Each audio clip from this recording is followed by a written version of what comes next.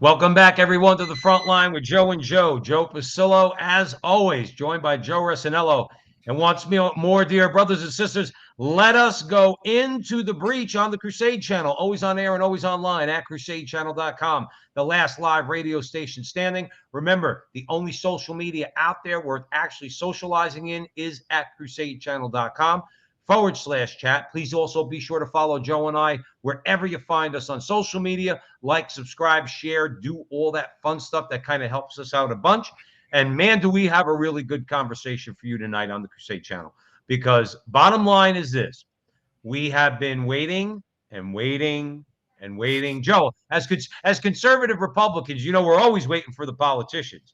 As Roman Catholics, unfortunately, we're waiting on something, and we have been waiting on something a little bit more forceful for the good of the souls of others. Okay, not for ours, not for our sake. Something more forceful when it comes to Catholics who support abortion. All right. Well, Archbishop Salvatore Cordileone, in our opinion, it's a very good step, and you'll agree. I think you'll agree, because he alludes to something that I gotta say, maybe the good Archbishop Joe Resinello has been watching the front line with Joe and Joe. I don't know, Should maybe. be. Okay, he should be. But he alluded to something in this letter that he wrote that my man Joe Resinello talked to you guys about several months ago, and it's a very good example. It's a very good parallel. Okay. And I think you're going to want to have that conversation. I think it was a forceful letter, and it's something that we're definitely going to talk about. We are going to focus not on abortion per se tonight, but on the reaction. Now, this letter from Archbishop Cordileone is in reaction to things that Pelosi and Biden has said against the Texas heartbeat law. Then you got all the geniuses at The View, okay? And that's only in here for entertainment purposes, okay? Because those women are, in a very negative, nauseating way, they have an entertainment value, like Joy Behar. You might agree with me on that, Joe Resinello. I don't know. Speaking of nauseating, I think Ocasio-Cortez had something to say about the Texas law. And I think you're going to find that interesting. She really, Joe, I know I said a long time ago, I'm not going to call anybody names on this show. She's a little bit of a ditzy broad. No, I'm just throwing that out there. her comments are embarrassing. You know what? You know what it is? It doesn't affect us, Joe Rosinello. It doesn't affect all the good people at the Crusade Channel. It doesn't affect King Dude, Rick Barrett. What she says doesn't affect us. I almost feel bad for her because she embarrasses herself. When she opens her mouth, she embarrasses herself. And as much as I try to empathize, I just want to say to her, do you understand, AOC, that you sound like a moron? I'm not calling you a moron, but the things you say are moronic. Therefore, you could very easily come across to people as a moron. All right. And on this Texas bill, she just doesn't know what she's talking about. Joe, I think she's got a head full of rocks. If there's even rocks in there, I don't know. Okay. Also, on again, the reaction to abortion, the left, they've made it clear. We've said before a million times on the show at the Crusade Channel, always on air and always online. There are no fence sitters in this spiritual battle. There are no fence sitters in this culture war. And the left has made it clear, okay, there's no civilians. You need to pick a side. They made it clear. I have no ill will towards you, nor does Joe. Okay, no, none of us do. If you're sitting on the fence, we hope you come off it and get on the right side. The left is not as tolerant as they say they are, and they're certainly not as tolerant as Joe and Joe. I'll tell you that right now. Okay. Porn's got to come to an end. And a California judge just dealt a pretty big blow to the porn industry. We think so anyway. And we want to talk about that. It's a destructive thing, needs to be ended in America. And I think they've had a significant setback over the course of the last week. The Time's Up movement, time's up on them, Joe. Okay. And we're going to talk about that because it seems like all the abused are being, all those who are abused, all the women that were abused, are all abused by Democrats. So guess what Time's Up's got to do, Joe? They got to go crawl back under their rock from whence they came. We have to fight back against this social credit system. We got to keep talking about it. We have to warn people that we're moving down the direction of the Chinese Communist Party. We cannot allow that to happen. We cannot allow them that if I jaywalk, okay, my social credit score goes down. That means I can't go into a restaurant. You know, it gets a lot worse than that. We have to talk about that. Now, last week was Labor Day. If we have time to get to it, Joe and I want to have a little discussion on we don't look at labor. I don't think, Joe, I think you might agree with me. We don't look at labor the way we should. We look at dollars. We look at hard work. Don't get me wrong. A lot of people, but even hard work is not really what we mean by productive labor. And I think Joe and I, if we have time, on the Crusade channel, that we will talk about that because it's important. It's important. Labor and the work that we do in our lives to provide for ourselves and our families. It's part of our whole lives. It's necessary. It's a gift from God. So we need to talk about that. If we have the time, we hope we do, because we think it'll be a good conversation. With that, I'm handing it over to JoJo. As Joe said, Archbishop Cordileone made some strong statements recently. We'll talk a little bit about them. He raises the issue of excommunication for abortion advocates. Now, that's interesting. I'll give you a little excerpt from the National Catholic Register, and then I think it'll spark a very interesting conversation. In the op-ed, the good Archbishop draws a parallel between the abortion politics of today and institutional support of segregation and other forms of racial injustice in the United States in the mid-20th century, calling abortion the most pressing human rights challenge of our time. That's a very strong statement to make publicly, in my view. The good Archbishop invoked the excommunication of prominent Catholic segregationists in the early 1960s and as an example of a legitimate response to pro-abortion Catholic politicians who support a great moral evil. Now, who are we talking about? He specifically cited the example of the New Orleans Archbishop Joseph Rommel, who refused to remain silent about the racial injustice that corrupted American society in his day. And this is what Cordileone stated. He said, Rommel did not stay in his lane.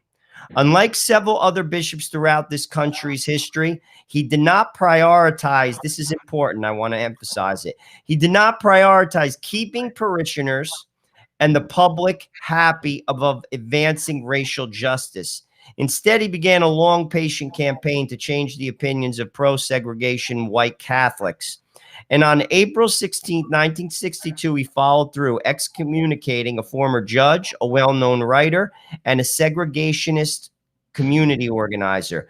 This is the important part, 2 of the 3 later repented and died, Catholics in good standing. That is the idea.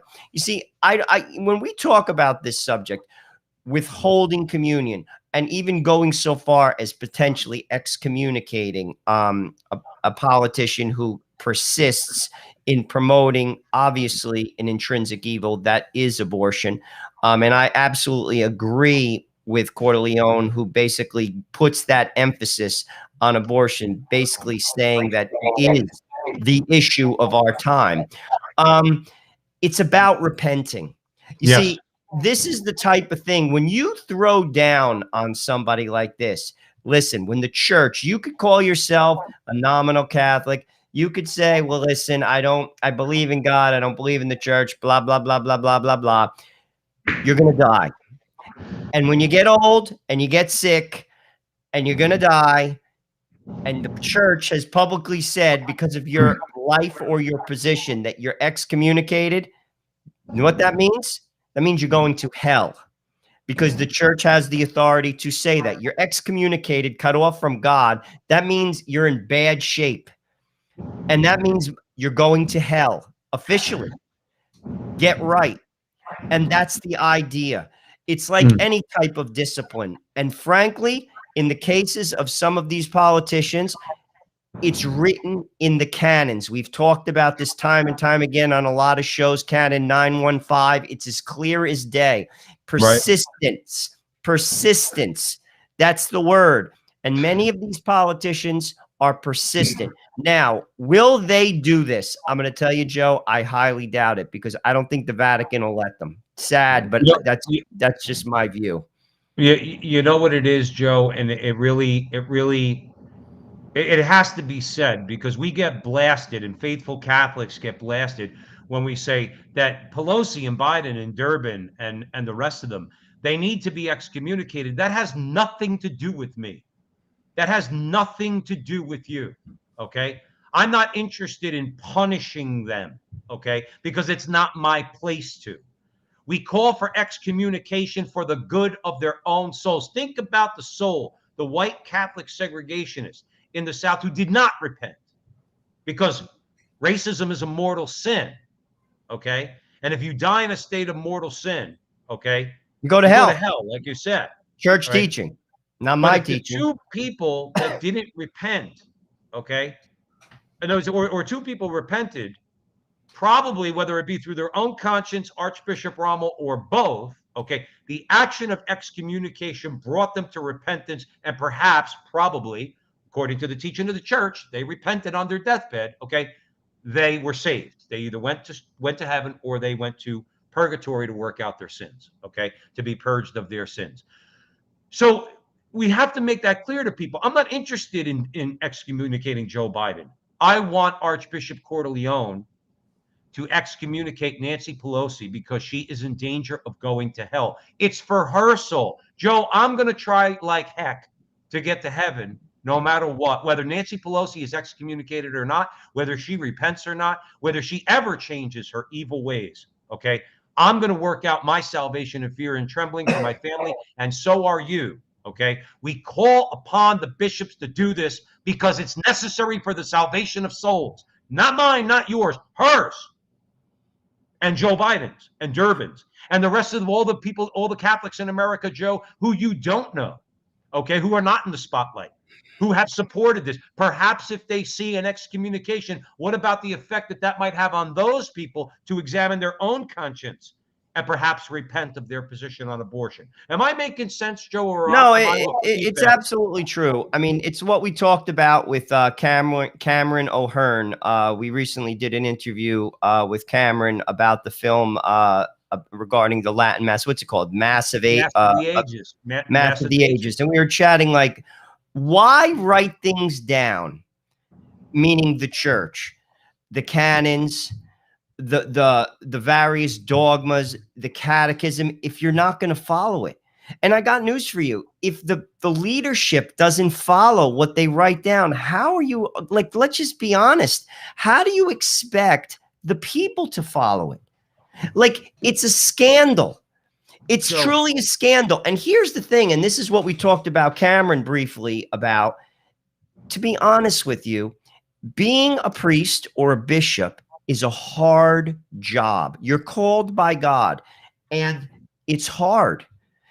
It's much more difficult than being, say, a father, because your flock is bigger. And when you're a bishop, you don't become a bishop, to be honest with you, to wear fancy clothes. It's a tough job. And if you're not willing to do it, you shouldn't have it.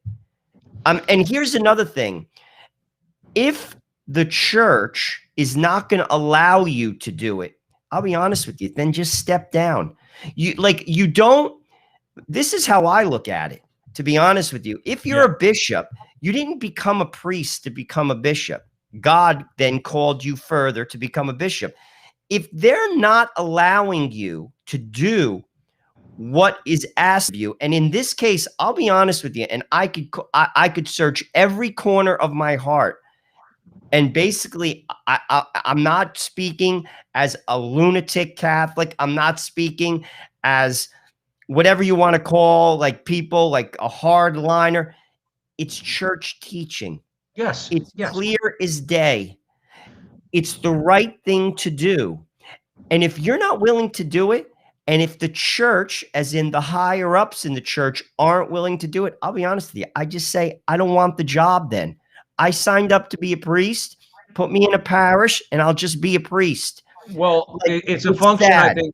It is, Joe, and it's also a function, I think, unfortunately, of the times we live in. The modernist attitude that's come into the church, the infiltration of the church, because yes, it's been infiltrated. You have some people, Joe, that are deceived by modernism. Then you have those in the church that are infiltrators. I'm not pointing anybody out. I don't know. I'm not pointing fingers. But the church has obviously been infiltrated over the last 150 so years. I don't think that that's deniable at all from an historical point of view, Joe Arsenello. In other words, there are bad men in church, okay? I'm not calling any of our bishops I'm not pointing the finger saying who those bad men are, but the bad men, the wolves, okay, are undoubtedly in the church. Okay, when you look at somebody like an Archbishop Cordileone, and others. Okay, I really like Archbishop Aquila. Okay, in Denver, he does the Proprati. Jericho rally. Paprocki and others. Tobin in Rhode Island. Okay, not the Tobin in Newark. Tobin in Rhode Island. Okay, I think that Archbishop Cordileone is going in the right direction. I think with this letter, what he's really done is, I think he laid the groundwork to excommunicate Nancy Pelosi publicly. I really do. I could be absolutely wrong, Joe Rossinello. I am not. I cannot predict the future. Okay, I don't have the gift of prophecy, but I will say this: it strikes me that he's doing this to lay the ground. He made the argument, Joe, in this letter. Now, if you ask me, okay, abortion is not the most pressing moral issue of our time. To me, it's the most pressing moral issue of all time. Never have human beings exhibited such evil, because in the case of abortion, as we've said on the show at the Crusade Channel a million times, it is the most unjust thing you could do, because the victims have done nothing. That's not to say others who were victims have done anything, but the babies in the womb are the most innocent, okay? And yet we allow their slaughter. So I think that by making the parallel, okay, with abortion to the civil rights movement, or segregation in the South, as something that is immoral and Catholics cannot be a part of, I think he has laid the groundwork first and laid the foundation first, because I think in his heart he knows he's taking what you said. He's taking your advice at the front line with Joe and Joe. He, for the salvation of her soul, is about to excommunicate Nancy Pelosi. And it has to happen quickly, because that woman needs to repent. She is so dark, and I don't think she knows it. And maybe an excommunication might wake her up. Well, Because I'll tell you. Joe, that's what excommunication does, Joe. Oh, sure. I mean, that's the nature of it. It's very serious. I'll be honest with you, though, Joe. I can't even believe we're talking about this. It's so obvious. It's the bishops in 1998 wrote the document and said that abortion is intrinsic evil. If you look at the documents from John Paul II regarding politicians, again, it's crystal clear. Stop writing things if you're not going to follow it. It's embarrassing. I'll be honest with you. It's embarrassing, and it's sad. I mean, I can't even believe that we're having this discussion. I can't even believe they're having this discussion. Maybe Catholic politicians would take it seriously if they did stand up. But frankly, I'll be honest with you, I don't think they're going to. I hope I'm wrong. And listen, Joe, it is so sad. It is so sad. We have enemies, clearly. The Catholic people, we always have from the very beginning. We were fed to lions for 300 years. In all honesty, I believe the first 300 years, every single pope was martyred. I mean, that's longer than the United States existed. Right. Every single pope was killed. So, I mean, we clearly have enemies. And the enemies in the church, frankly, it's sin. And I'll tell you this, if you're doing everything you're supposed to do, whether you're an archbishop or you're a layman, what do I mean by that? You're praying daily, you're going to confession regularly, and you're receiving the Eucharist in a state of grace. The answer is as clear as day.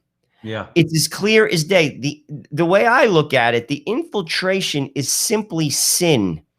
Like, you have to stick to the program, and the program is to live a sacramental life, to pray.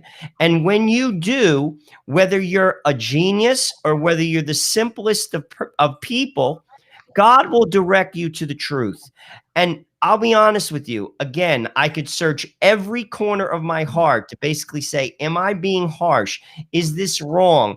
Am I saying something that, and frankly, I don't think I am.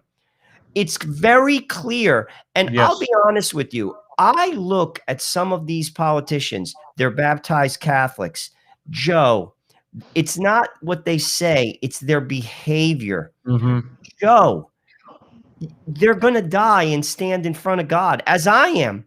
But when Right. you're pushing some of these issues and imposing them on people, I got news for you. God's not impressed that you're the president, that you're the No. Speaker of the House. You're going to die and you're going to stand in front of him, just as I'm going to. I pray for Joe Biden every So day. along the lines of what you're saying, you stand in front of God and you had position in this world, don't mean jack. It Nothing. don't mean jack. Let's take a quick break. You're listening to the Crusade Channel. You're home for the Mike Church Show, Crusade Channel News, the Barrett Brief, the Kennedy Profession. Kennedy Hall's on the Crusade Channel from sunup to sundown. The Crusade Channel is the last live radio station standing. Stick around. We'll be right back.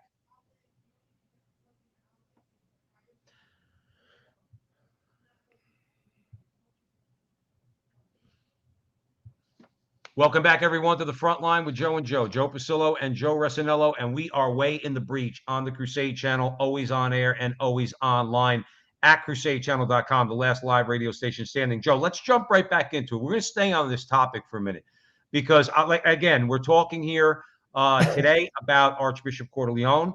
Okay, I've always liked Archbishop Cordileone. I thought he's come up short a little bit on this issue. Joe, I'm not going to lie. I don't want to be. We're not bishop. They all have, though. All right. But they've come up short, some worse than others, which I do want to give you an example that a friend of mine told me about recently that he reminded me of something that we'll talk about in a second. But this letter is a very good step. Again, for who? For us, for the Crusade Channel people, for all those who are in our chat room. Okay. Is it for us? No, it's for her own soul. Okay. And I think by laying the groundwork, I think that perhaps other bishops are going to step up. I mean, listen, I don't, unless you are a completely blind bishop, I would say to them, Your Eminence, and I would say it respectfully, we all have to stand in front of Jesus, okay, when we die, okay? Are you doing something to stomp out this moral evil? Are you? And the people that support it, because the people that, listen, the babies are going to heaven. Okay. The babies are innocent. Okay. So the babies are going to heaven. All right. Now, we don't want them to die. We don't want them to be slaughtered in the womb, and they have a right to live their life. Okay. It's the people that are killing them those are the ones, Joe, they're in danger of eternal damnation. And Archbishop Cordileone, I just want to juxtapose something for you, Joe Rossino, and I love for your comments on this. Okay. Now, this may sound like bashing. I don't think so. I'm just going to put it out there. Look at Cordileone and what he has said. Tobin, a few months ago, said something similar. Paprocki said something similar a few months ago. This one, it was actually written in a letter. Okay, in other words, so I think they're building up to taking some serious action. But then talk about being undermined, Joe Resinello. Lori Lightfoot in Chicago. I don't know if you know about this, Joe. If you saw. Oh, I heard. It's horrible. And who do you blame for that? Supich is right there on the altar. He knows Lori Lightfoot's not Catholic. He knows it. Forget about her lesbianism and all that for a second. He knows she's not Catholic. She's never been a Catholic. Okay, she's not Catholic, and she's coming up for the Eucharist. And he administers the Eucharist to Lori Lightfoot. Joe, I'm glad you brought that up. If for no other reason, he does no. Forget about her personal circumstance, Joe. Forget about all of that. And again, please address this. Is that he knows she's not even Catholic, and he gives her the Eucharist. I'm glad you brought that up because I'll be honest with you. Again, I could search every corner of my heart, and I don't understand that. You can't receive the Eucharist if you're Catholic and not be in good standing with the church. You can't receive the Eucharist if you're not Catholic. You don't have to go to the Gregorian. You see, and this is where I'll be honest with you. It's stuff like that that I simply do not understand how people like Supich gets away with it. Because I'll be honest with you, and this is what we talked about with Cameron when we interviewed him on the Veritas Catholic Network. We'll probably post it on our Frontline TV as well, because I know a lot of the folks go to Latin Mass. I think you'd be interested in it. And it's a very good interview, and Cameron's a wonderful person, actually. I enjoyed speaking with him. But I don't understand. Like, how are you not in trouble when you do something like that? Like, I simply, Joe, I don't get it. Like, it's so not, I can't even say it's not appropriate. It's just illicit. Right, Like, right. Like, and again, I could search every corner of my heart. I'm not judging him. I'm looking at the action, and I'm simply saying, you're an educated man. Right. You're formed. You went to a seminary. How don't you know that that isn't appropriate? Right. And you have the audacity to do that. You don't think that that doesn't cause scandal? Like, I don't know what to say. I don't think he cares about. I honestly, with Supic's actions over the last couple of years, let's stay on him for a second, okay? Again, it's not bashing; it's just stating the facts. He undermines other bishops, and he knowingly does it, okay? And I'm going to bring up the example because many are listening right now to us at the Crusade channel, might be new to the show, Frontline with Joe and Joe. He did it to Paprocki when Paprocki issued a statement against Durbin, and Supic within a week had a videotaped photo op conference call with guess who? Dick Durbin, to talk about what? Immigration. Okay. Who was it recently? I think it was E. Michael Jones. I don't know if he said it in our interview that we did with him for the Veritas Catholic Network on AM radio. Correct me, Joe, if I'm wrong. He said, this is what you're dealing with. He gave the example of Father Hesburgh, okay, at Notre Dame. All right. that when I think it was either the 1980 election or the 1984 election, Father Hesburgh, who was running Notre Dame at the time, went to every single class on campus, every single one, and told the students, you do realize abortion is not the only issue. That's what he did. And the legacy of that, his legacy, is Supic and others. And there are others, okay? But Supic is the prime example of this. No, I'm sorry, Your Eminence. And I would tell Father Hesburgh, with all due respect, Father Hesburgh, you're wrong. You're absolutely wrong. The slaughter of innocent human beings in the womb is not the same as immigration. It's not. It's not the same as the environment. It's not the same as taxes. It's not the same as the rights of workers and labor. Okay, or the relationship between labor and capital, not even in the same ballpark. No. You could vote for someone who's pro-abortion or pro-choice, Joe Rossinello, if it's better than the alternative. You could actually vote for someone who will reduce abortions. If you're a politician and you're Catholic, you could pass legislation or vote for legislation that might not abolish abortion, but reduces abortions. The church is understanding in some of the positions that we're in, okay? But you cannot blatantly support abortion and get the vote of a Roman Catholic. And Father Hesburgh is or Cardinal Supic is just like Father Hesburgh.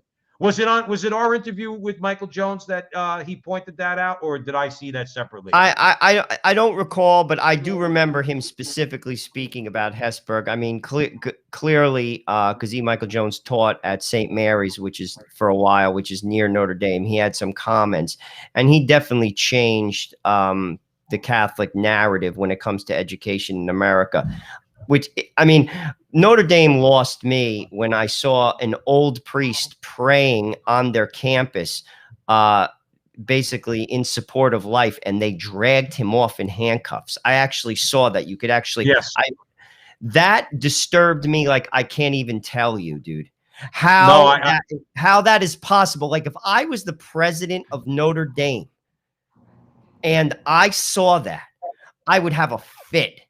That a priest on a Catholic campus who's praying for the life of innocent children is dragged off, and he's old, like really old. Right. That is great. That was one of the most disgraceful things I have ever seen. I ever. think, I think the head of Notre Dame at the time was Father Is Jenkins. All right. Jenkins. And did you ever hear the story Michael Voris says about my Father Jenkins? Father Michael Voris ran into Father Jenkins when Michael Voris, this is a few years ago, went down to Notre Dame, and he went to question Father Jenkins. Now, again, I'm taking Michael Voris's word for this. He said that Father Jenkins grabbed him by the lapels and said, "This is the most Catholic school in the country," or something similar to that. All right, and it's like, is that a joke? I mean, there's even people that have gone to Notre Dame that I know in my life, or I've heard through some mutual friends that have said and commenting on Notre Dame, they went to Notre Dame. Kids that went to Seton Hall Prep and then later went to Notre Dame. Okay, they said Notre Dame doesn't seem very Catholic. There's, and if you go to that school, Joe Resinello, yeah, okay, you have to even say, the religious imagery. Okay, there's religious imagery and statues and things like that, but when Barack Obama goes there, you cover up the statue of Jesus. So how Catholic are you that you cover up the statue of Jesus in the presence of a pagan like Barack Obama? So I don't, again, I don't get it. Like, or maybe we do get it, and we're just trying to be what, Joe? We don't want to Well, just jump I don't I don't like. want to beat Listen, people up.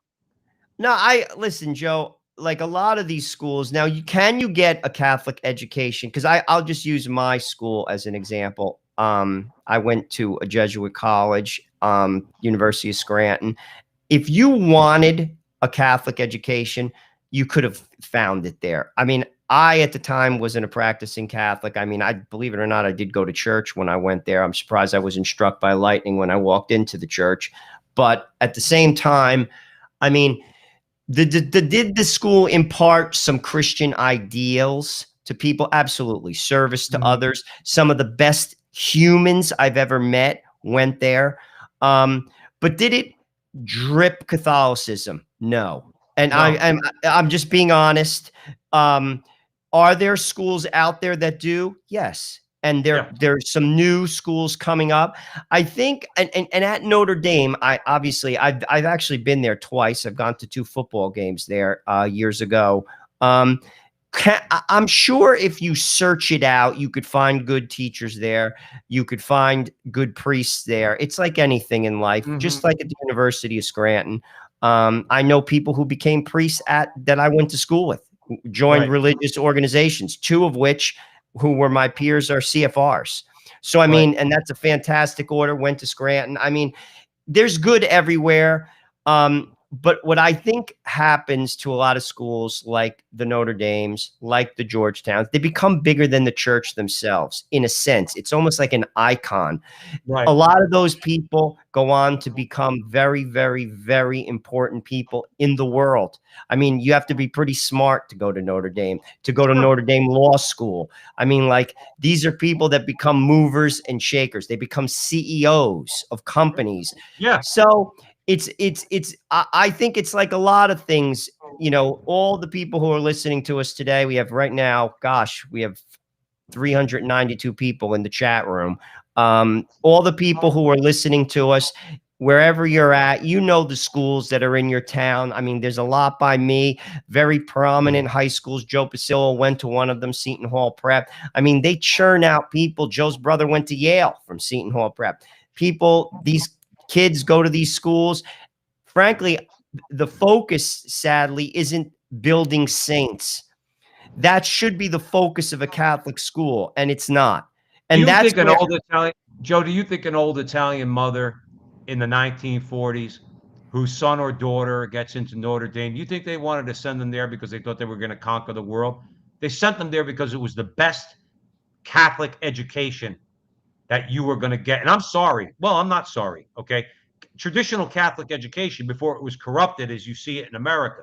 Again, hearkening back to E. Michael Jones and the conversations that he's had with us, when they taught at Catholic universities from a Thomistic philosophical worldview, when they taught Aquinas, okay, and the education and the curriculum was informed by natural law and Thomas and the philosophy of St. Thomas Aquinas, these schools did make saints. Schools like Notre Dame, you got the best education. You were exposed to everything: science, literature, art, philosophy, rhetoric, Latin. Okay. In other words, you got a hardcore education that was not meant to put millions of dollars into your pocket, was meant to make you a fully formed Catholic. That's what a classic Catholic education does. And even if you're a knucklehead, like a lot of young people are, like myself when I was young, like you've admitted it before, okay, that Catholic education stays with you. That stays with you. Okay. And not just so you can go out and make money. It'll catch up to you and you'll harken back in your life to your Catholic education, probably, and be a good Catholic. But that's nowadays, you send your kid to Notre Dame, you're better off, well, not better off. You're infinitely better off not sending them to Notre Dame. Send them to Christendom, Franciscan, Oh, I other agree schools. What's 100%. that list, Joe? Tell all the good people out there that list It's a this. Newman list. There's, The Newman you list. know, you got Wyoming Catholic, University of Mary in North Dakota, Belmont Abbey in North Carolina. I mean, if one of my children was to go there, I would sleep well, knowing that they are getting a legitimate Catholic education. But it's also the premium. Like we'll just compare, say, Rutgers with, we're in New Jersey, Rutgers University, and say we'll just use a Catholic. I'm not picking on a school. I'll use my school, Scranton. Or say Seton Hall And University, don't matter. okay, Seton Hall or Scranton. I mean, Scranton's, I think, close to 60K now. Rutgers is probably half that. If you're smart, now, you know, like I know many people I went to college with at Scranton. They knocked the ball out of the park in terms of worldly success. I know many, many. Some of my roommates, actually. I mean, literally, they're very wealthy, did very well, you know, in the world. But that's not why you send your kid to a Catholic school. You could send your kid, say you study accounting. You study accounting at Rutgers, you study accounting at Scranton. The premium, the $30,000 premium of sending your kid to Scranton versus sending your kid to Rutgers is they're going to be formed. Right. Formed in the faith, formed as a full person. I send my children, I have 3 children in Catholic school. Is it perfect? No. But there's something to that education. I went to Catholic school. I also went to public school. It forms the whole person. Also, what you see in Catholic school is this. Where we live in New Jersey, it's expensive, meaning the taxes are high. All the parents that send their kids to Catholic school in New Jersey are paying taxes and paying for an education. Yes. Why do I bring that up? Because they know what sacrifice is, and that bleeds into other avenues of their life. You see, there's a difference in those parents, because many parents will not do that because they say, listen, I'm paying taxes. You're going to the public school. That's why we moved to this town. It's got a great public education. And there are many towns in New Jersey. Again, we're not talking about, I know what's going on. I'm talking purely from a test score perspective. You look at the national average. There are many towns in New Jersey that the national average is blown out of the water. High SAT scores, public education, but you're paying for it. Right. Obviously, you're getting a lot of crap that goes along with it. Why do I bring this up? Because you're sacrificing. So back to Rutgers and back to Scranton. Why am I going to spend that extra money? What are you giving my kid? Right. You know what I'm saying? Like, as a guy that works hard and saving for education for my kids, what's the difference? It's No, 2 accounting degrees. Right. What's the difference?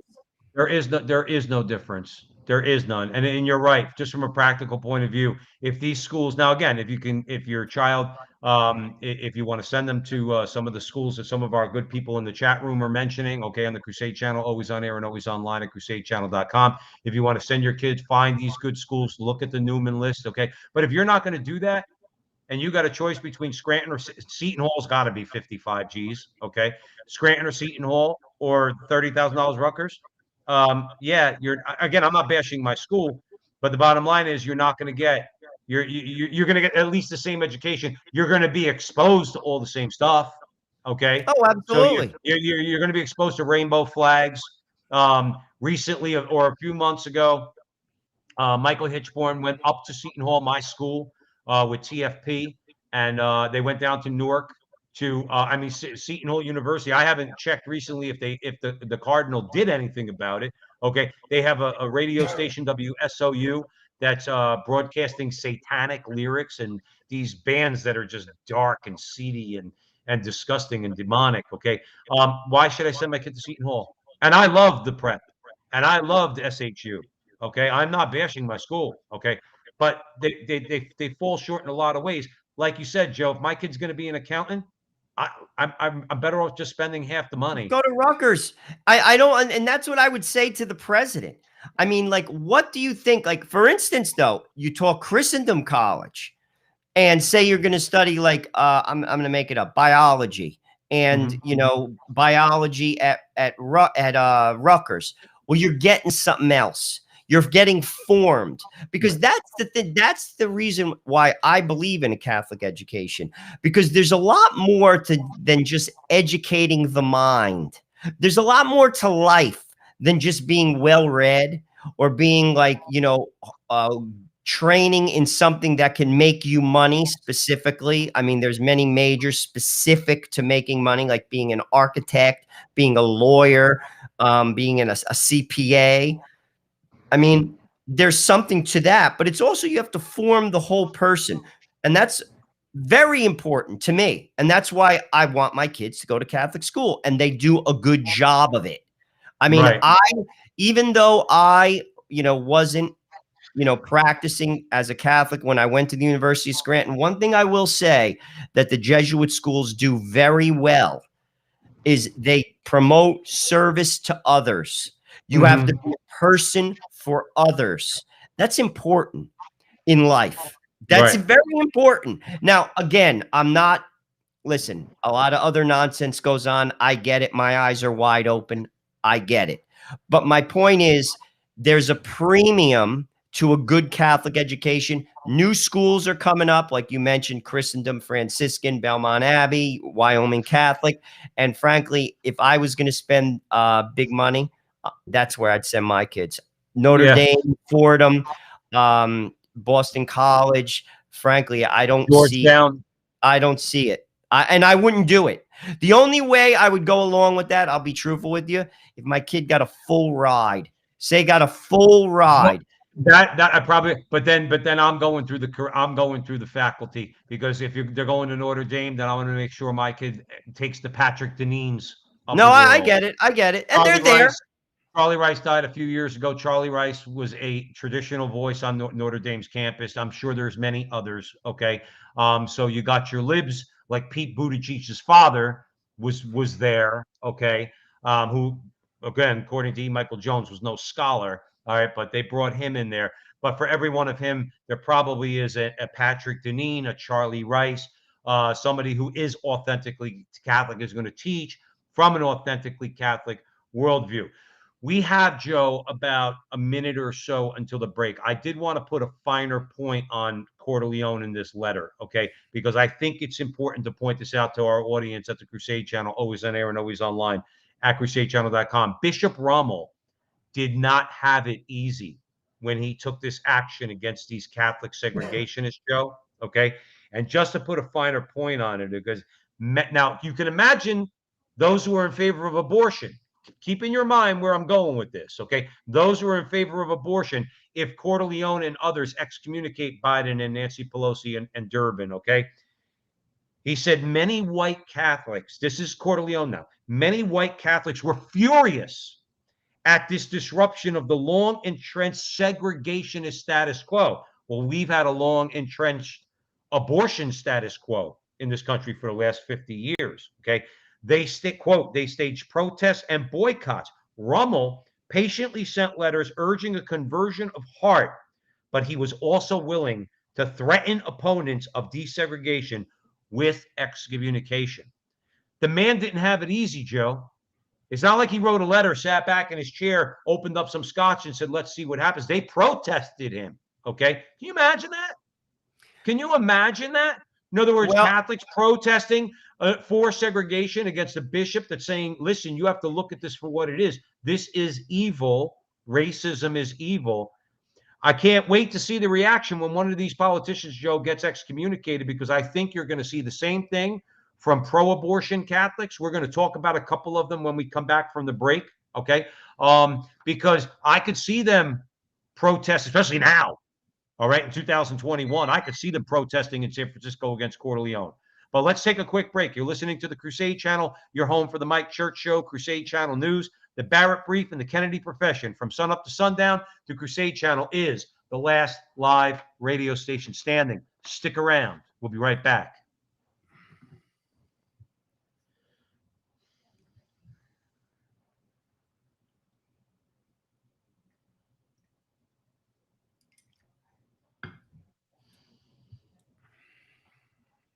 Welcome back, everyone, to the Frontline with Joe and Joe. Joe Pasillo, as always, joined by Joe Rossinello, and we are in the breach. Archbishop Cordileone went into the breach. So guess what? Joe and I are in the breach. We're all going into the breach.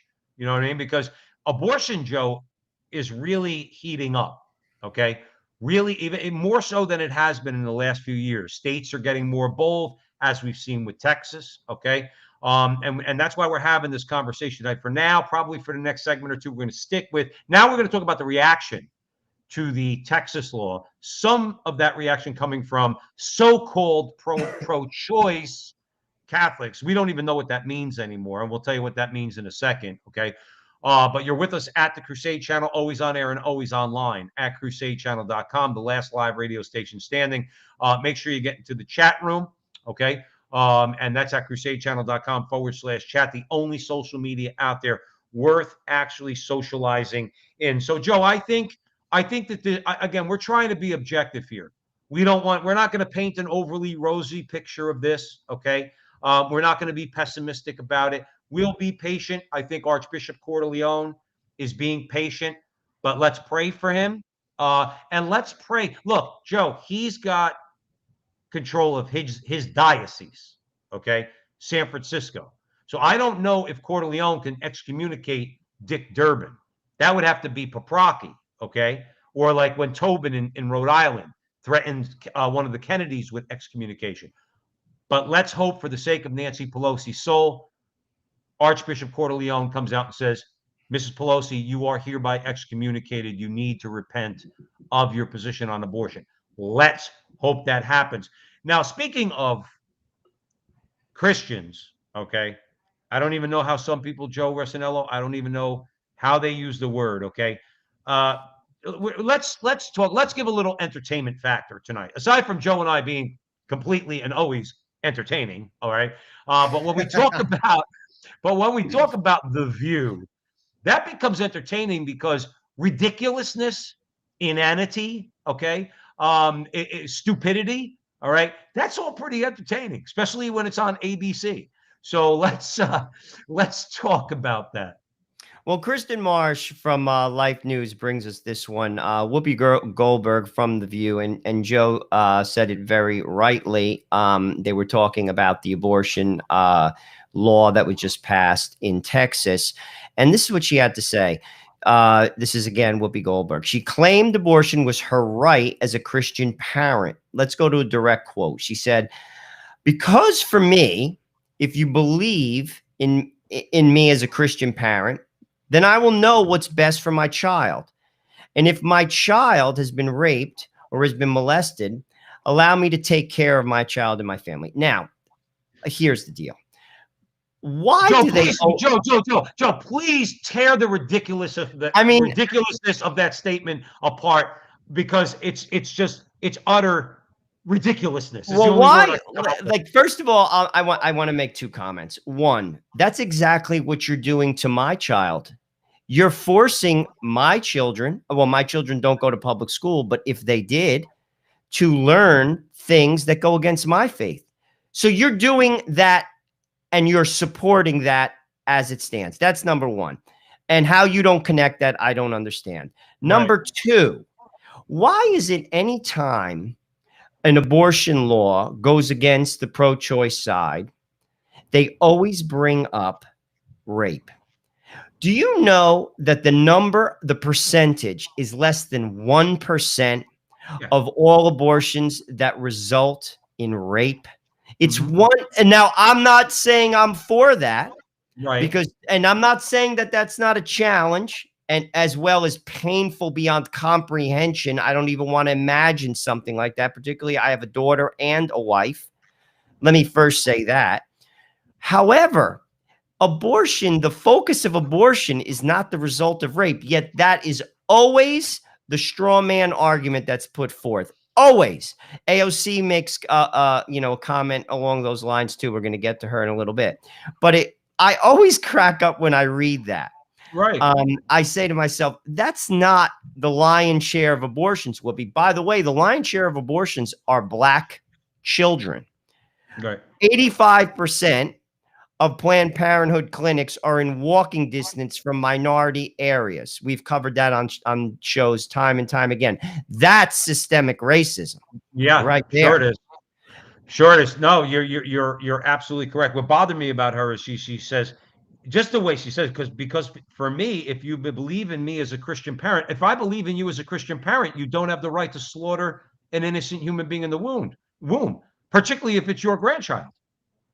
You're saying that you're acting in a Christian way, or I'm supposed to accept your version of Christianity when you say that by taking care of what you define as taking care of your daughter who's pregnant is to help her if she chooses to have an abortion, to kill your grandchild. You're insane. You're not a reasonable person if you take that position. There is no logos in you if you even think that you could justify the slaughter of your grandchild by saying that you're a Christian and I have to trust you. No, if you think that it's even an option to kill your grandchild, number one, you're not a Christian, and number two, I don't trust you with your daughter's life or your grandchild's life. Well, I think I think you're a very evil person, because it's not that you're mistaken in thinking it's okay to have that abortion, okay, or bring your daughter to have an abortion. It's that you're calling yourself a Christian and saying that it's okay. Well, that's evil. There is no way that Christ, Joe, I'm sorry to cut you off. There is no way that Jesus Christ, no matter what the warlock senator from Georgia says, there is no way that Jesus Christ, if he was walking the earth today, or from his throne in heaven, is looking down upon us with anything other than anger over the fact that we allow the slaughter of his creation in the womb. Okay? So give me a break, Whoopi. You're not acting as a Christian, and I don't trust you. Well, Archbishop Cordileone commented, we spoke about him on previous segments just today. He said, you cannot be a good Catholic and support expanding a government-approved right to kill innocent human beings. That's true. I don't know how people, well, I know how people don't see it. Joe, when you're not living in a state of grace, you're blind. I mean, sin blinds you. We talked about that with E. Michael Jones. We've talked about that with a number of people who've come on our show. They don't see clearly. You see, they don't see clearly, coupled with the fact that outside of basically taking the life of an innocent child, which abortion is, you're also hurting women. You see, if that was to happen, say, to my own daughter, I'm concerned for her, not just the baby, for her. And when a woman has an abortion, and this is not my opinion, you could look at various organizations that cater to women who've had abortions. We've talked to a number of people on our show, one of which is Teresa Bonapartis, who works with women who've had abortions to help heal them. Women who have abortions, there's consequences.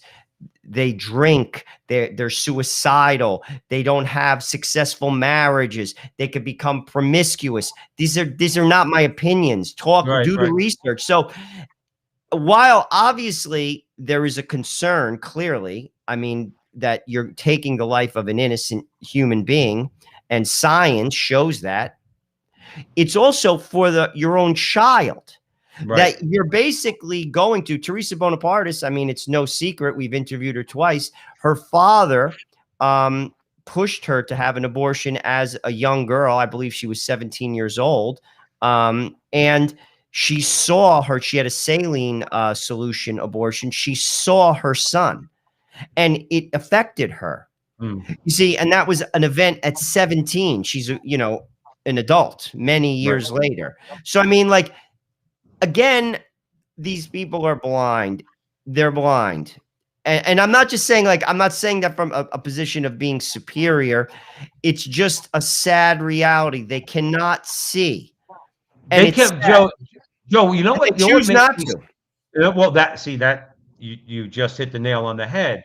They choose not to. They also, I want to make a point on the Crusade Channel, always on air and always online at crusadechannel.com, the last live radio station standing. I always want to make a point. Part of their blindness, Joe. Now, again, remember, we're always told, a couple of jooches like us from North Jersey, okay, we're always Oh, that's told a that good we're word. I haven't the heard that jooch, one in a while.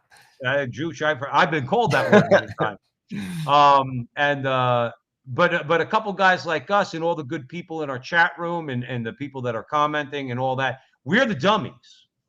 We remember that. Okay, they're the smart ones. If you're on the left in America, Joy Behar, Whoopi Goldberg, and Sonny Hostin, and all these people on The View, and people on CNN, and they're the smart people, and we're the dummies.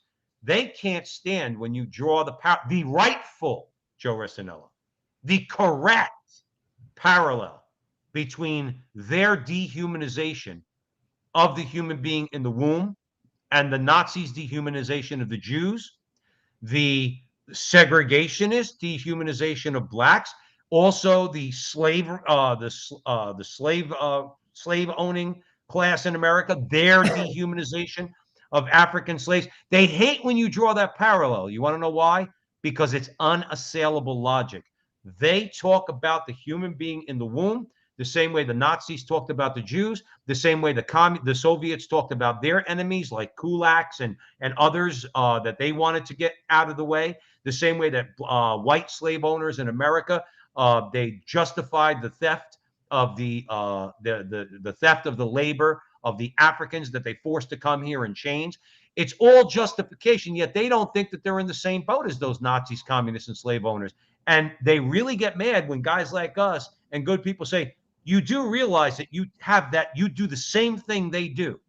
Your view on this is the same as theirs.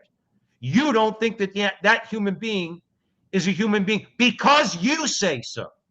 Not because science says it, not because the church says it, because they say so. I say it's not a human being. I say it's a clump of cells. I. You know who else said I? Satan. That's why he's in hell. Okay? You Dude, don't you pulled like determine a church lady statement there. That was like Saturday Night Live. Satan? Satan. Remember that character? Yeah. But that's the truth, and they don't want to see that. The smart people don't want to see that they do the same damn thing as many of the evil people that we've seen in the last 100 or 150 years. They do the same damn thing when it comes to babies in the womb. And you know what, Joe? That's why we're here. That's why King Dude has his station, the Crusade Channel. That's why we're saying call them out. Compare them to Nazis. Tell them, say your view's the same as Nazis. You have the same view as slave owners. And let them squirm and try to get, they can't, Joe. Again, two words, unassailable logic. Okay. But Well, that's what they we all do. know. I mean, Robert George, I follow him on social media, and I was a part of a chat recently on his thread on Facebook. He thinks that Roe v. Wade is going to be overturned. Now, I don't take that position. I don't think it will be. I hope I'm wrong, but he does. He's a lot smarter than me, and he is a lawyer, a Harvard-educated lawyer. So, I mean, he believes it's going to be.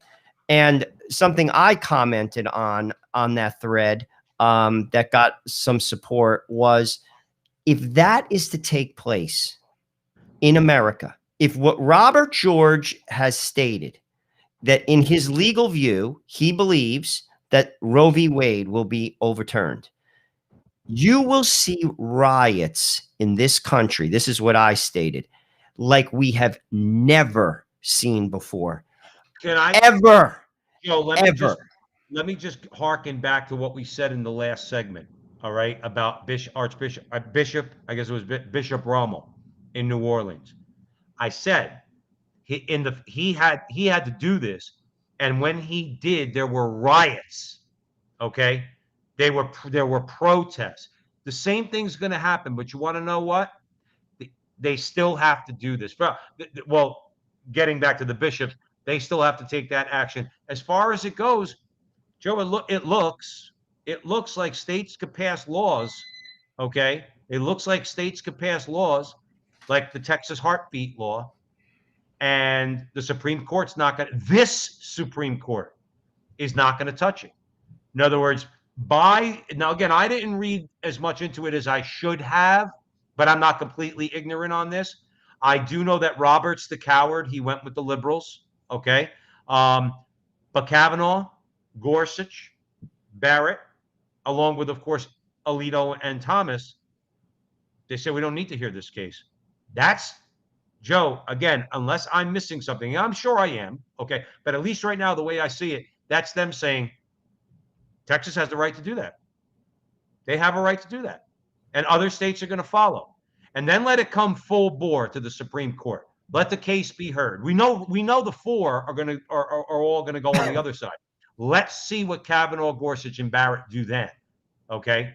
And if they do the same thing, Roe versus Wade is going to get overturned.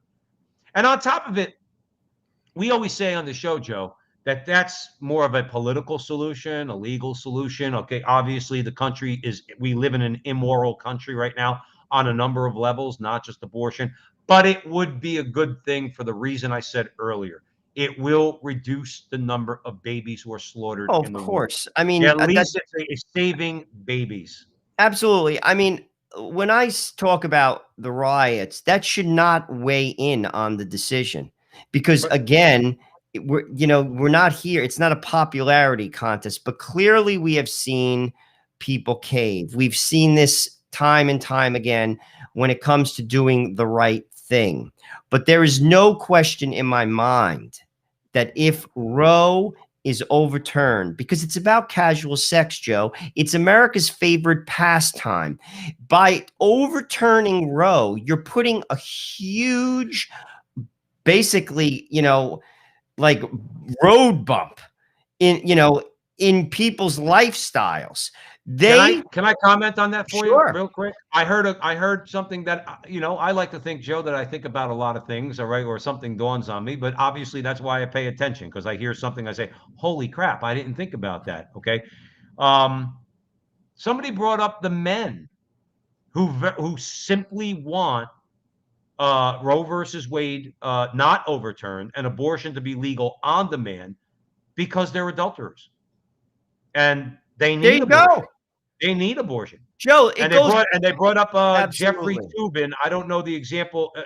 I won't go into the whole thing. That Jeffrey Toobin from Disgraziad CNN, the guy who was not to be, you know what he did on video, on the Zoom video, right, where he didn't realize people were still there and he was doing things you shouldn't be doing.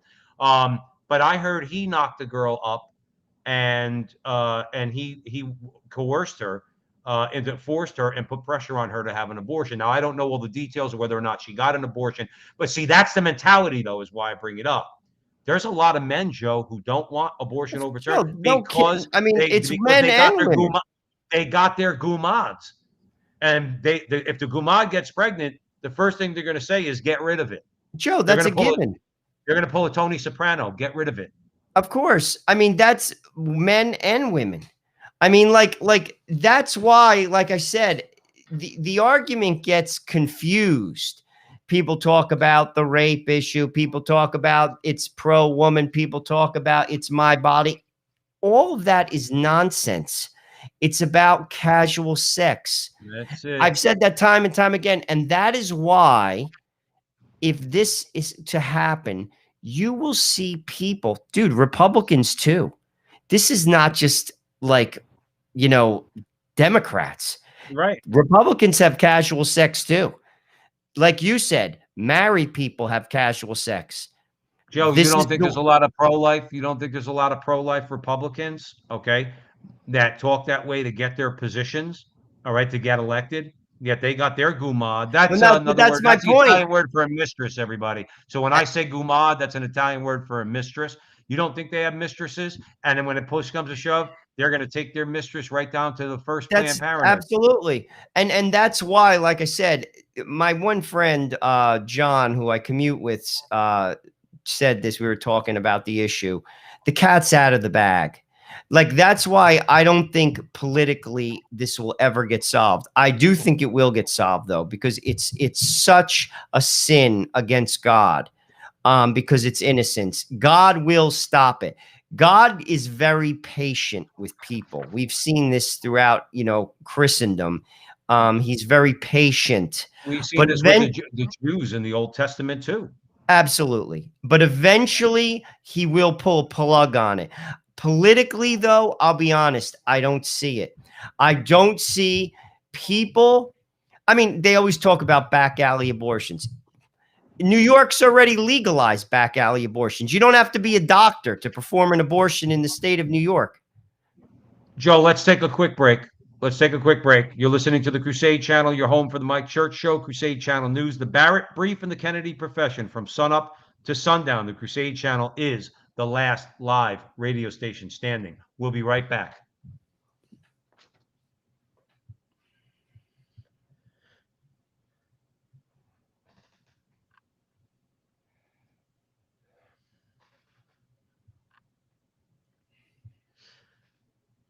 Welcome back, everyone, to the Frontline with Joe and Joe. Joe Pasillo and Joe Resinello. We're way in the breach on the Crusade Channel, always on air and always online at crusadechannel.com, the last live radio station standing. The chat room is open. The only social media out there worth actually socializing in is online at crusadechannel.com/chat. I haven't mentioned it earlier. I'll mention it now. If you like Joe and Joe, if you like what we do, and you want to contribute something financially, not a lot, or if you want to, sure, knock yourself out and empty the bank account for us. But we are on Patreon, patreon.com/the Frontline with Joe and Joe. If you want to help to support us with a few bucks every month, it would be greatly appreciated. And as always, we are grateful for all your prayers. So yeah, Joe, now here's what bothers me, Joe Garcino. Let's stay with The View for just a minute, okay? We won't dwell on it too much longer. Now, my wife, who has a loving heart. She does, okay? She's a pain in my butt, all right? But she's got a loving heart. She can't stand Sonny Hostin. Now, my wife makes a good point, okay? If you're Catholic and you're on a platform like The View or any place else, and you don't agree with the church, shut up. Shut up. And stop telling other Catholics that you are more Catholic than them. I'm not judging Sonny Hostin. I don't know her heart. But what she says is just flat out wrong. Okay. She says, she declared, Joe Resinello, she declared, okay. Let me say that again. She declared that as a Catholic, she believed abortion was a sin and morally wrong. I would say, why, Sonny? Because it's murder? Well, there are laws against murder. You get it? You get it through your head? Anyway, she says, but she was always pro-choice. I agree with you, Whoopi. Ooh, there's a shock. Sonny agrees with Whoopi, okay? But my point is... Dude, that sounds like a cartoon. Sonny agrees with Whoopi. Whoopi. What the hell is that? That's a cartoon. Either that or something that would show up on a porn site somewhere, which we'll dissect later on. But it bothers me. And then again, Joe, we have to, from the rooftops, we have to shout them down when they start talking about gun control and the death penalty. Abortion's got nothing to do with any of that. I'll make a damn argument that to own guns is pro-life because you want to protect human life. You're not looking to go out and shoot people. You have firearms to protect yourself and your family, to protect others who might be defenseless. That is pro-life. We're not interested in people dying, getting shot up by some wacko 17-year-old in a high school. Of course, we're against that. But I hate when they try to make what do you call it, Joe? A parallel between all these other issues and abortion. All right. It's the whole seamless garment argument, which is a nonsensical argument. I don't even know why we allow even priests say it. I don't even know why we allow them to say it. Like we mentioned about Hesburgh. Well, abortion's not the only issue. In modern times, in the modern world, it is the only issue. And God will not be happy as long as abortion is legal. I'm sorry. I am not speaking for God, but I cannot believe he is happy with us while abortion is allowed. Well, I mean, obviously it's a straw man argument when you start talking about guns and, however, though, when I did read that, in order to be pro-life, there are other things. To be truly a person of life means that you are for, what is it? Womb to tomb.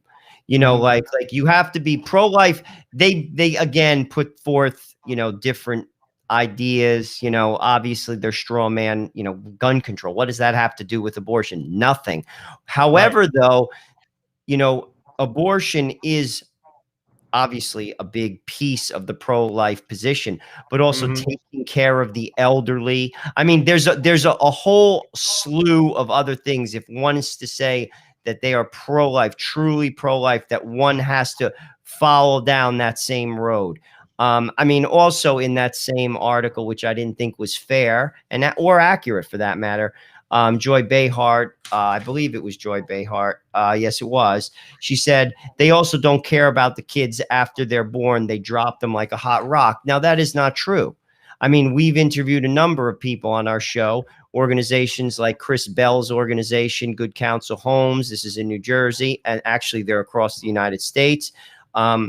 Excuse me, the Sisters of Life, which are Mhm. also across the United States as well as in Canada. I mean, there are plenty of organizations that will take care of you. I mean, Chris Bell's organization, Good Counsel Homes, and I basically definitely throw this out there to all the good people in the chat room and at the Crusade channel. Support them. It's a phenomenal grassroots Right. organization that helps women who are in trouble pregnancies. They take care of them for 2 years. Joe, can I just chime something in on that? Sure. Just so just as a fact, okay? Texas also provides. See, now this is where Joy Behar should get a little salt, put it on her foot before she puts it in her mouth, so it tastes a little bit better. Okay? She says that. See, she detracts from people, Joe. She's a liar.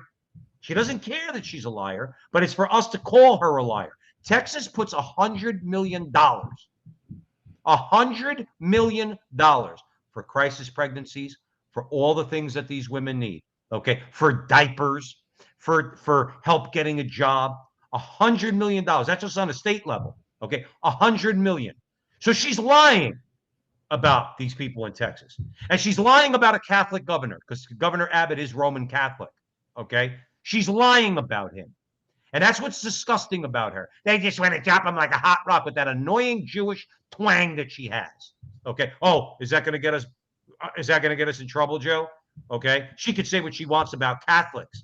Can't say anything about her though. But she lies. She lies as soon as she opens her mouth because they try to suggest that we don't care about the mothers or the babies after they're born when Texas just proved, and that's 100 million. Okay, and there's a lot of people that feel that way. But Joe, can I make a point to you? I'd like to know what you think about this.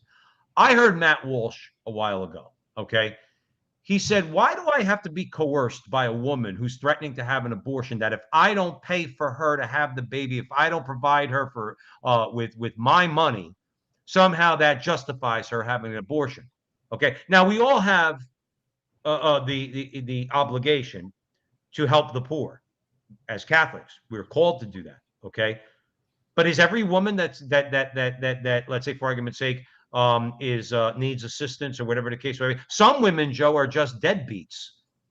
Am I supposed to just be held? That's supposed to be held over my head that if I don't help her with money out of my pocket, in other words, her thing is, well, now I have to have an abortion because you won't give me your money. And I think that that's a sound argument. That's a sound argument. You're gonna go, well, kill your baby if I don't give you tax money. Go get a job. That's what the older generations would have done. They would say, no, you're going to have your baby. Your mom will take care of the baby. You go out and get a job. In other words, you take care of your baby when you come home. There's a lot of ways around this. You don't have to go out and kill your baby. All right. So spare me that nonsense. But leaving that aside, Texas again puts $100 million into what you just talked about. So Well, she's a liar. it's not fair. That is all I would say. But obviously, listen, that show is playing to a narrative. I mean, uh, you know, it's like everything else that's on television. Um, People want to be affirmed in their position. No one's interested in the truth anymore, Joe. It's sad. Right. That's why people like Sean Hannity make money, and that's why people like Rachel Maddow make money. People want to sit in their chair and be affirmed. They don't want to be challenged. They don't want to have to question their position. And frankly, it's sad. It's very sad. I mean, you know, that show is disgraceful, but also what's even more disgraceful is it's been around and people watch it. I Oh, mean, been like around for a long it time. wouldn't be on network television if people didn't watch it. I Right. mean, there are people who prescribe to that point of view. That's why they call Right. it The View, and people watch it. I mean, that's why, the problems in America run deep. I mean, they run real deep, actually. I mean, because you look at what's being sold, and they're clearly selling something, Right. and people buy it and they believe it to their core. It's simply sad, It is. and that's like, to my friend John's point, the cat's out of the bag, particularly on the sexual stuff in America. To go back to say how things were before the sexual revolution that took place, culturally speaking, in the 60s, Joe, I'll be honest with you, I don't think it's possible. I don't think there's a person alive that could make people do it. They're not interested. They're Right. simply not interested. And it's sad. I mean, It like, is. It and is. lives are destroyed. You see, that's what's even the worst part about it. I mean, we all know people that their lives have been destroyed by pursuing these behaviors. I mean, like, when you're a kid, I'm not saying it's good. It's not. But Mhm. as life moves on, it's a dead end and it destroys your life. Period. No, End of story. It's a fact. it is. No, it's absolutely a fact. And I've said it before on the Crusade channel, always on air and always online at crusadechannel.com. I wrecked my life living that way for 20 years. Wrecked it. Without the grace of Jesus Christ. Now, was I the worst offender in the world? It doesn't matter. It's a destructive lifestyle. Whether you're somewhat into the mud or you're way deep into the mud, it will destroy you. It destroys a person. We'll talk about it more when hopefully we get to it in a couple stories when we talk about the victory recently in courts against the porn industry. This stuff wrecks you both in this world and the next. You could tell everybody out there just how happy you are. Okay. And I'm not going to believe you. They If don't you're even living believe it, like Joe. this, well, no, you're right. But Joe, They you don't said even it a believe million it. times, Joe. You said it a million times. But a lot of people, sin blinds people. A lot of these people, Joe, the scales have grown very, very thick. And it's only through hardship that those scales come off. Let's move on from the View. But I do want to say this, just as I said, Joe, because like I said, this conversation on the View is going to be entertaining. So this should give everybody out there at the Crusade Channel a little bit of a chuckle before we move on. Okay. Whoopi. See, it's like you said, Joe. We're using names like It's Sunny funny. and Whoopi. Whoopi closed the segment touting the View as a thinking show. Now, Joe, I understand that probably made you cough a little bit. Okay. Yeah. But Whoopi touted that touts the View as a thinking show. That's what she said. And this was according to the writer of this article. She must mean telling you what to think, since there's no balance of conservative and liberal voices whatsoever. But she's got a lot of nerve calling it a thinking show. I'm sorry. I'm sorry. There was only one reason to ever watch that show. That was to see the arguments. If you're into that kind of stuff, it's like watching a train wreck. All right. Or it's like watching, what was his name, Joe? Your favorite wrestler from back in the day. Iron Sheik. Okay. Oh, the Sheik, dude. The Sheik. Follow the Sheik. I've said it many times on Twitter. He'll make you laugh. Pure entertainment. Yeah. Outstanding. So it's like that same kind of interest when you watch The View. You just want to see a fight because obviously these are not thinking people. So let's move on at the Crusade Channel, always on air, always online. You're with the Frontline with Joe and Joe Priscilla and Joe Ressinello. Please, wherever you find us, when you're looking around on the internet, on social media, when you see Frontline TV or the Frontline with Joe and Joe, like, subscribe, share, do all that fun stuff. Anything that can help us. If you want to drop in a few bucks for Joe and Joe, patreon.com/the Frontline with Joe and Joe. We would also highly recommend to everybody out there who's listening to our voice to become a premium member at the Crusade Channel. Okay, there's a great lineup there. As I said earlier, with Mike Church and Rick Barrett, Kennedy Profession. It's just a phenomenal station, and Mike's doing a phenomenal job spreading the truth. And we encourage all. Joe and I both support the Crusade Channel. We get paid nothing to be on the Crusade channel. We're proud to be a part of the Crusade channel. So if you're going to put a few bucks in to something that you think is worthwhile, we're telling you that the Crusade channel is worthwhile and the Frontline with Joe and Joe is worthwhile, because we're all on the same page and we're all trying to spread the truth. And you have to spread the truth because we have people like Alexandria Ocasio-Cortez, okay, that is out there who, let's just say, she doesn't tell the truth. And where are we going with that, Joe Rossinello? Well, this is just, these comments are just absurd. Obviously, she was talking about what Greg Abbott put forth in Texas.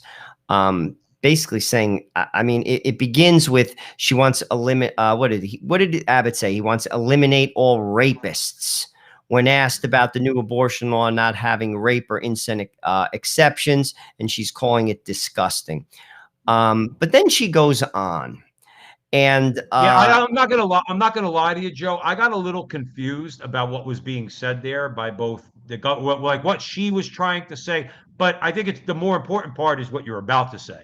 I mean, I want to read it because I want to get it right, and then we can comment on it. She says this: what this is about is controlling women's bodies and controlling people who are not cisgender men.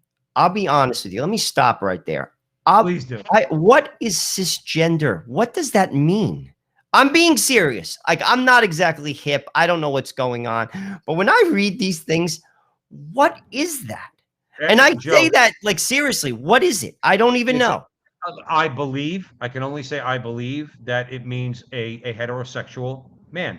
But they don't use words like heteronormative or heterosexual anymore. They use words like cisgender. Now, this is part, in my opinion, I think I'm correct. This is part of the way these Marxists operate. They try to be confusing. They want to confuse you. So you got words like you said, like cisgender. Okay. And by the way, you said that you wanted to make sure that you got her quote right. You better get her quote right, because if not, guess what you are? You're a racist. So it's like when you don't use like words like cisgender, or you misquote AOC and they're ready to call you names. But it's like you said, Joe, I don't know what cisgender. I think it means heterosexual male. Okay. I learned something tonight. Didn't know. I read it. I said, I don't even know what that is. So she said, what this is about is controlling women's bodies and controlling people who are not cisgender men. Someone like me, who is a woman, or any menstruating person in this country, cannot make decisions over their own body. People like Governor Abbott and Mitch McConnell want to have more control over a woman's body than that woman or that person has over themselves. What that shares with rape culture is that sexual assault is about the abuse of power, and that a sexual assault is about asserting control over another person. And the ease with which these men seek to do that to another person is outrageous. It's morally reprehensible. They cannot even begin to understand the agonizing decisions that people have to make in cases of miscarriage, rape, and incest. Okay, once again, the straw argument, rape. Less than 1% of all abortions are the result of rape. Number one. Right. Number two, only women have periods. Only women menstruate. Throwing that out there is ludicrous. It's so stupid, I can't take it. What's even more sick is that people listen to that dribble. And many of them are highly educated. And many of them know exactly that it's dribble and it's ridiculous. Yes. But they go along with it because it's the thing to do for now. Right. We're going to look back at this period when it's gone. I was talking to a friend of mine who lives in Europe, Morris Fitzpatrick. You know Morris. He's going to be in. He's actually going to be at Notre Dame doing some lectures on his new project with what's his face, the gentleman from Ireland that won the Nobel Peace Prize, John Hume. Anyway, I was talking to him today. When this period passes by, for however long it's going to be here, it's going to be comments like this that people are going to be like, I cannot even believe that this is serious, that we're talking about people who are menstruating or alluding to the fact that are not women. That is ridiculous. And if you don't go along with it, you're somehow a beast. Right. I mean, here's one thing that as conservatives we have to start doing. I'm tired of watching conservatives call men who are pretending to be women she. I'm really, Joe, I'm tired of it. Now, I don't really call now if somebody, let's say somebody changes their name from Bruce to Caitlin, okay? Okay, I'm not saying I'm going to, all right? But I can understand someone saying, all right, they changed their name to Caitlin, so I'll just use the name Caitlin. That and again, I don't necessarily agree with it wholeheartedly, but at least there's some sort of logic there. But I am not going to call Bruce Jenner a she. And I hear Sean Hannity do it, and I hear others do it. You're capitulating when you do that. When you allow the language to be taken like that because you call someone who is obviously a man a she, you've lost the battle, my friend. You could get up there and you could raise your fist in the air all you want, Sean Hannity. Okay, and the rest of the conservatives that do that, you've ceded the battle. Language, Joe Rissinello. Let's go back to E. Michael Jones for a minute when he talks about logos. Language. Language was given to us by God. We're letting the communists take our language from us. I'm not calling a man a she. I'm not calling a woman pretending to be a man a menstruating person. That's a woman pretending to be a man, and she's a woman, not a menstruating person. Why are we giving up the language, Joe Rissinello? Well, like I said, it's just the trendy thing to do. I don't even think that a lot of people buy into it. Seriously. There are some that do. But I mean, like the regular person, not living, I call them metrosexuals, living in cities who make tons of money, who drink, as you would say, Grey Goose martinis after work and spend outrageous amounts of money, on lunches and dinners.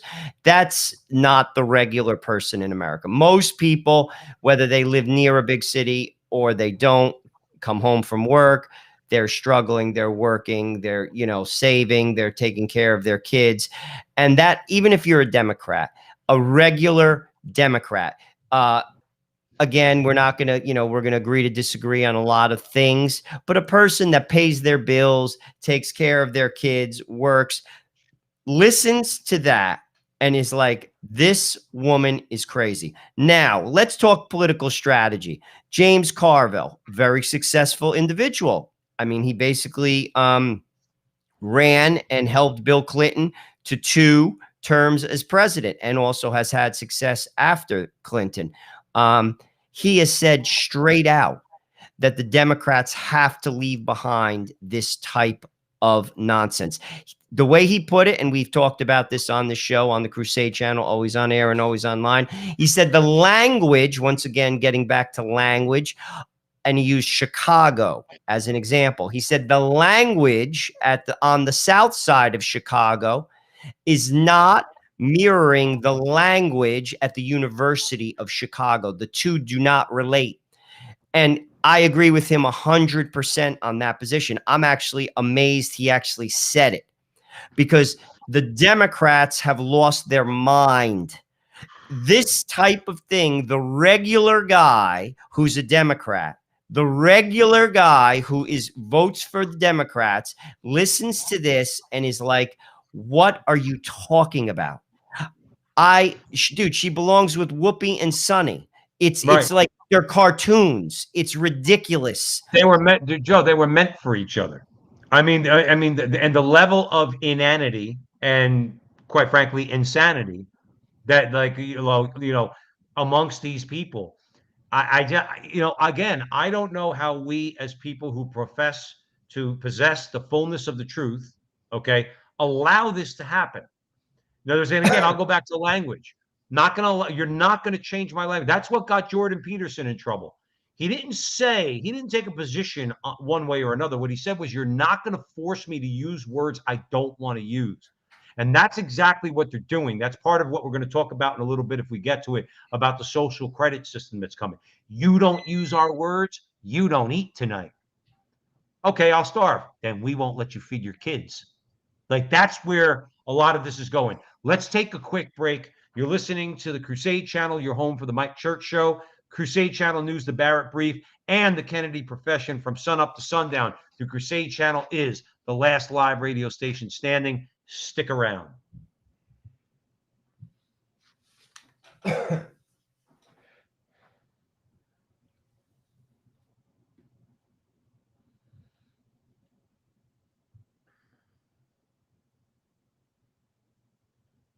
Welcome back, everyone, to the Frontline with Joe and Joe Pasillo and Joe Resinello, and we are storming the machine gun nest tonight, Joe, because that's what we think Archbishop Cordileone did, or at least he kicked it. All right, he's kicking it a little bit, and we think he's laying the groundwork for what is going to be, at least in his diocese, an excommunication of Nancy Pelosi, again for the good of her soul. And we're talking about a lot of the reaction to the Texas heartbeat law. For those of you who are just joining us here on the Crusade Channel, always on air and always online. So yeah, let's Joe. You know, we've nauseated our audience enough by talking about Alexandria Ocasio-Cortez. Okay, but there are no civilians, Joe. Okay, there are no civilians. Christopher Bedford, in the Federalist, I believe. In fact, I'm almost sure he's a faithful Roman Catholic. Okay, great writer, very, very super duper smart guy. Okay, he's saying the left is making it very clear you're not sitting on that fence. We're at war, and if you're not on our side, you better be on their side, but you're not going to be a civilian because we'll take you out. Let's talk about that a little bit. Well, I mean, obviously, like you said, Chris Bedford opined on this fight for life. I just want to read a small excerpt from that article in the Federalist. I think he has it completely correct. He says this: be it sanctuary cities or bathroom laws, much of the modern left feels more and more justified in any action they take to shut you down or oppose you, regardless of the law. And nothing is more sacred to the left than abortion. Having long shed the safe, legal, and rare lie of the 1990s, the abortion of children has achieved an Ark of the Covenant status, with all who touch or even approach it becoming worthy of pitiless destruction. Simply speaking of it, without active celebration in heresy, you don't even need to be actively engaged in the battle to be targeted for destruction. He's right. There are certain things, and this is something I was talking again to my friend who's living in Europe, who's very attuned to American politics. You can't even say in some circles that you're pro-life. You can't even say it. People look at you cross-eyed. I mean, like, never mind not agree with it. Like, I'm not asking you to agree. Well, I'm hoping you agree with it, but I mean, we're just having, say, a discussion, you know, in the public square. Say, you're just having a conversation, right, and you say, right, well, I'm pro-life. I just said this recently. I was dropping my kid off at school, and there was a woman. She was very pregnant, and she was one of the moms. And I said, oh, my gosh, when's the baby due? My wife is due October 1st. She's like, oh, it's my third child, but I think I'm done. And she goes, wow, you have 5 kids. And I said, well, we are open to life. And I saw a woman standing next to her, like, look at me, like her eyes she didn't say anything. I don't know what's going through her head, but she definitely looked towards me when I said that. Maybe she was affirming me. Maybe she was happy someone said that. I don't know. Maybe she thought I was crazy. Either way, and that's standing in front of a Catholic school. Like, people can't say that. Like, right, in many professional circles, in any state, right, it doesn't matter. Anywhere you could be, you say, well, I'm open to life. I'm pro-life in every way, from womb to tomb. I'm pro-life. People are like, and in some places they're coming at you. And that's what Bedford's talking about. Well, we see. I ran into Father Fidelis Moshinsky over the weekend. Okay. My wife and I went up to see the Franciscan Sisters of the Renewal, and Father was there celebrating Mass. That's why I bring him up, because that's why you could see firsthand exactly how rabid they are Forget about even saying you're pro-life, Joe, or saying you're open to life. How about just praying on a sidewalk, which I always thought was an American's right. If I want to pray on the sidewalk, I'll pray on the sidewalk. It doesn't matter if Planned Parenthood's across the street or Starbucks is across the street. Okay, if I want to pray on the sidewalk, you see their reaction. You see the level of hatred in their eyes. Whereas we talked about before at the front line with Joe and Joe, it's probably guilt, especially on the part of the women, because they probably have killed a child or two in the womb. So it's probably guilt. But you're absolutely right. You can't open your mouth. I would say this. I might, I rarely disagree with you. I think we do have to be a little relative in one way. Okay, we live in the godforsaken state of New Jersey. That's why I think it's more difficult for us to take a position that's more traditional on anything: gay marriage, gender ideology, abortion, okay, all of it. You go to a place like Texas, you more than outside of Austin, you're more than likely to find pro-life people. I would actually, you're right. In fairness, if you go to Nebraska, okay, which by the way, I found out, I never knew this. I found out recently. Nebraska is a heavily Catholic state. Know why that is actually? Because of that bishop that Cameron talked about. That shows you the fruit of a good bishop. He said he interviewed, he starts with a B, someone in the chat room. Bishop Bruska. I think his name is Bishop Bruska. I believe, well, that guy was a fantastic bishop. The fruit of his, what's it called? Episcopacy? I'm not using the right. Yeah, that's the right word.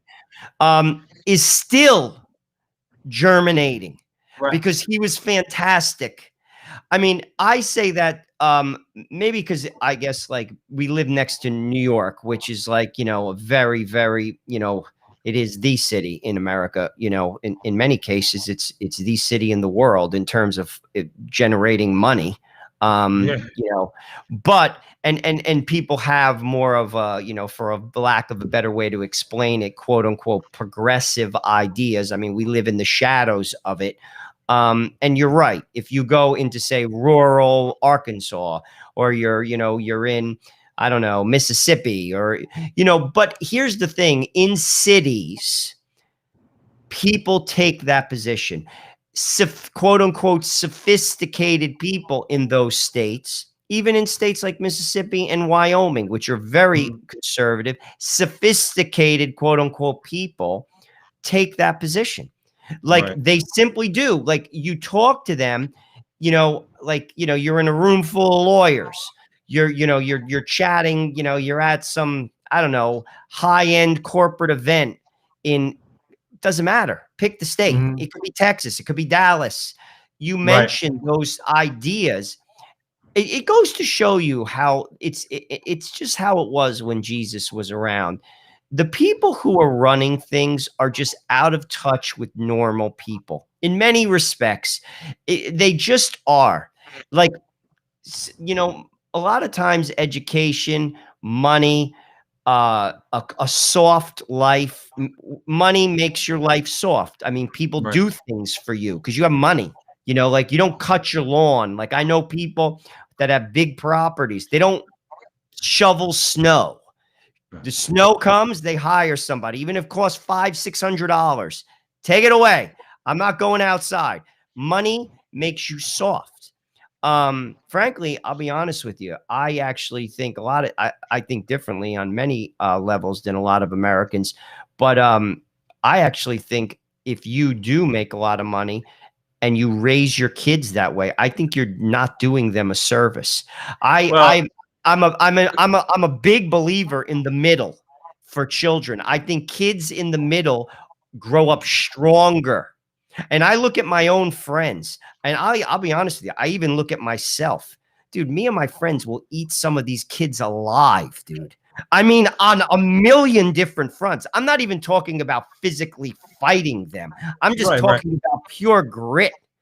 Like the going gets tough. Dude, you're just like, we'll do what it takes. What does it take? You know what I mean? Right. Like, I gotta pay bills. All right, whatever. You want me to unload a truck? All right, I'll do it. You want me to do this? Deliver pizza? Okay, whatever. You want me to do this? Okay, whatever. These kids are soft as hell.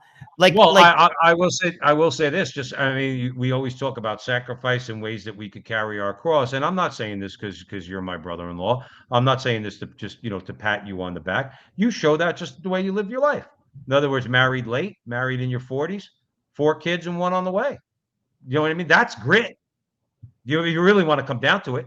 That softness you talk about, Joe Rossinello, that really is indicative of a lot of men in America. Okay, and I'm not going to I'm not saying you're the strongest guy in the world. I'm not saying I'm the strongest guy in no, the I'm world. not. But Definitely not. having been told no when you were a kid, having had to do without when you were a kid, okay, having had to take your lumps like me when we were kids, okay, that helped us because I don't have the kids you have. I'm in a different circumstance, but we have that grit. You know why?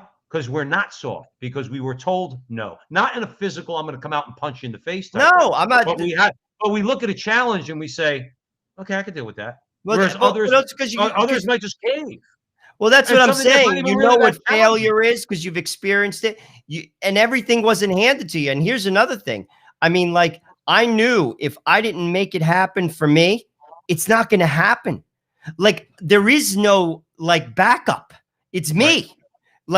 And this is why I say, like, you're not doing your kid a service, even if you make the money.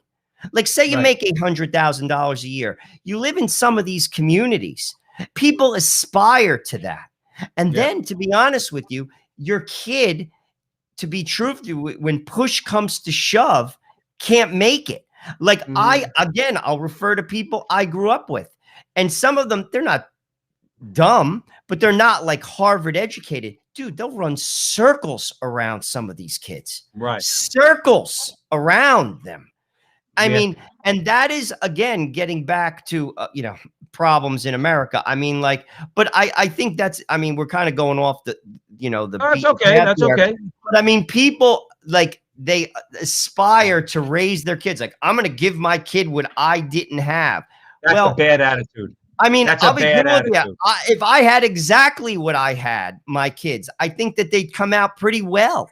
Frankly, you don't have to give your kid everything. And frankly, the word no in life, even not just from you, but life itself, when you want to do something, and frankly, you just don't have the money. I don't have the money to do it. I'd like a Right. car. I don't have the money. I'd like to go here. I don't have the money. That's a healthy thing. And Yeah. it forms you, but we don't have that anymore. Like, I'm reminded when you say that about the car. I'm reminded about the fact that the first car I had was my Aunt Addie's 1975 Dodge Dart. No, and I got my driver's license in 1984. So she was going to get rid of the car and just whatever. And they end up giving it to me. So it was like that was my mother and father's response to I want a car. Well, your Aunt Addie said you could have her car. And Joe, let me tell you something. That was still, back then. No, you didn't get a car. You didn't get a car from your old man. If you got a hand me down from your aunt or a relative, we had another relative after that car died. I had a '75 Chevy Nova. But yeah, like you said, that's why I was smiling though, because what you said reminded me of that. But think about this. Let's stay on the story a second. Joe, did you mention John Gibson from Tripwire? no, I did not.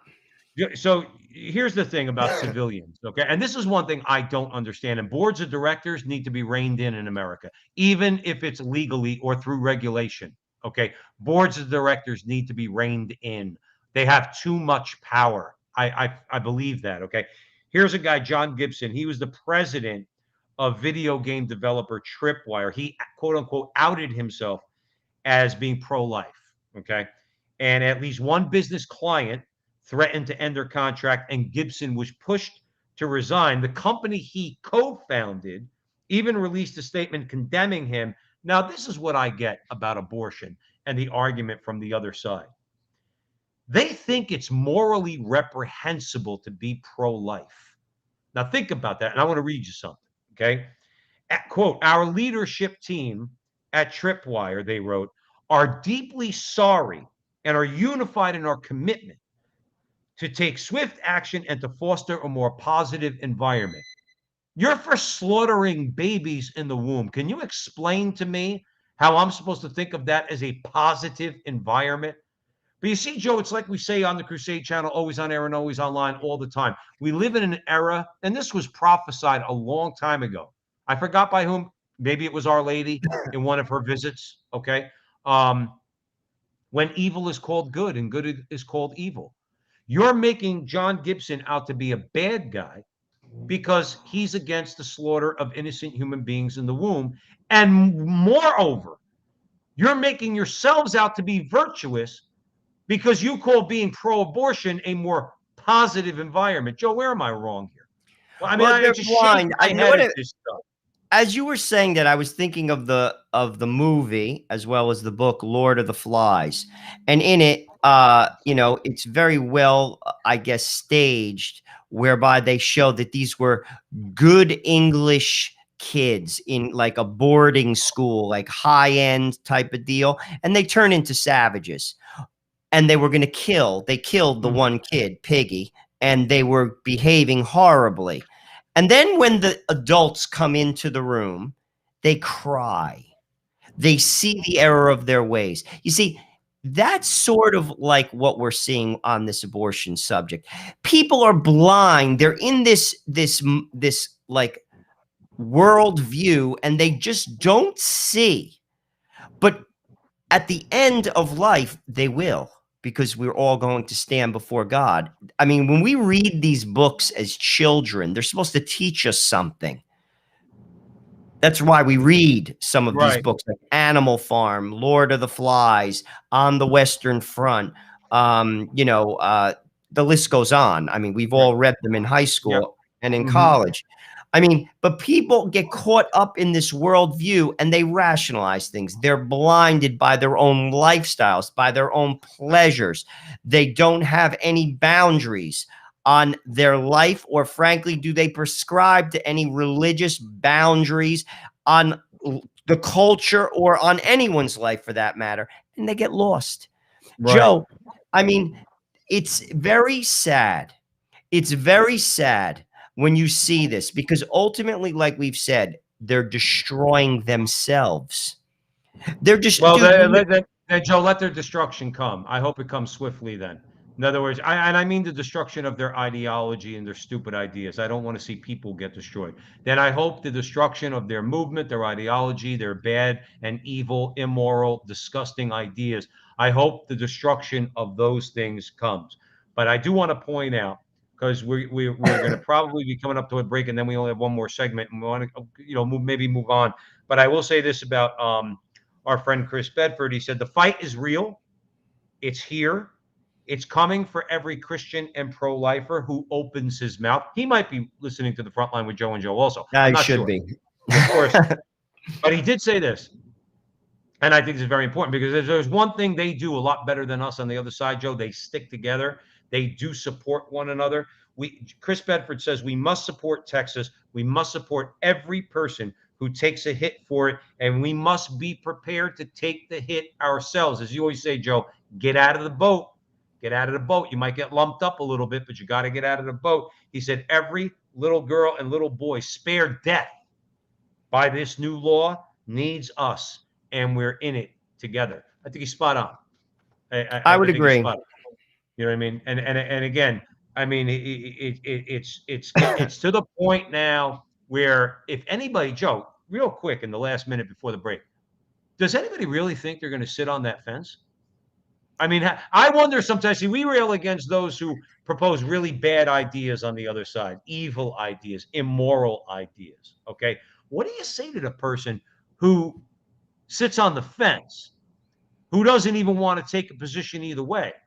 I think I pity that person more. What say you? Well, I mean, obviously, Christ is very clear about that, about the lukewarm. I think choices are being made now, particularly under this regime that's in office. You can't just sit on the fence. They're not allowing it. And frankly, listen, on a bigger, perspective and on a bigger stage, I mean, our own faith, Christ is very clear, the indifferent. As good old Father George, who used to say mass for us in the ShopRite parking lot during the COVID, times, he said it. He said, Joe, you don't float into heaven. A lot of people think that, you're a quote unquote good guy. You float right in. It doesn't work that way. And this is not my opinion. Jesus said so. He said it's narrow. The road to heaven is narrow, and the road to heaven is about dying to self. That's the road to heaven. Obviously, it's through Christ's sacrifice. Please don't misunderstand me. I get it. We don't earn heaven. I get it. But my point is, you don't just float in there. Right. And that's about the lukewarm stuff. I mean, there's too many people. Christ very clearly, gave, Christ being God, the triune God, he said, we're to honor God above all things. That means all your decisions should go through that filter, all of them. Joe, let's take a quick break. You're listening to the Crusade Channel. You're home for the Mike Church Show, Crusade Channel News, the Barrett Brief, and Kennedy Profession. From sun up to sundown, the Crusade Channel is the last live radio station standing. Stick around. We'll be right back.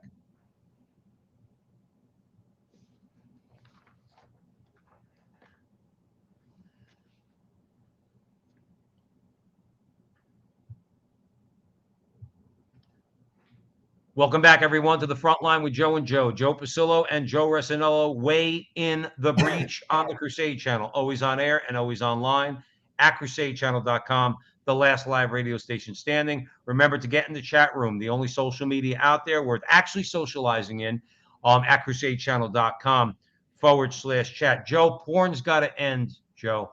Legal porn has to end. It's got to go back underground. Which you're probably never going to eliminate porn. It's been around for thousands of years, but it's got to go back underground. It's got to become illegal again. Talk to us about that, Joe Resinello. Well, it's funny you mentioned that because it's a multi-billion-dollar industry. One could say it's our greatest and biggest export in America is pornography, and money talks and BS walks. And we all know that, you talk about shutting something down. I mean, I'm sure they have their lobbyists. It's just a multi-billion-dollar industry. It'd probably be very hard to do. This story, though, from LifeSite News, coming from Joseph Summers, I found interesting because it involves a minor. And it's funny. You sent me this story. I've never even heard of these things. What's the what do you call it? Red tube, or like where some of these like videos are on. I've never even heard of that. I mean, like, this is like a world that's going on in America. That frankly, Joe, it's widespread.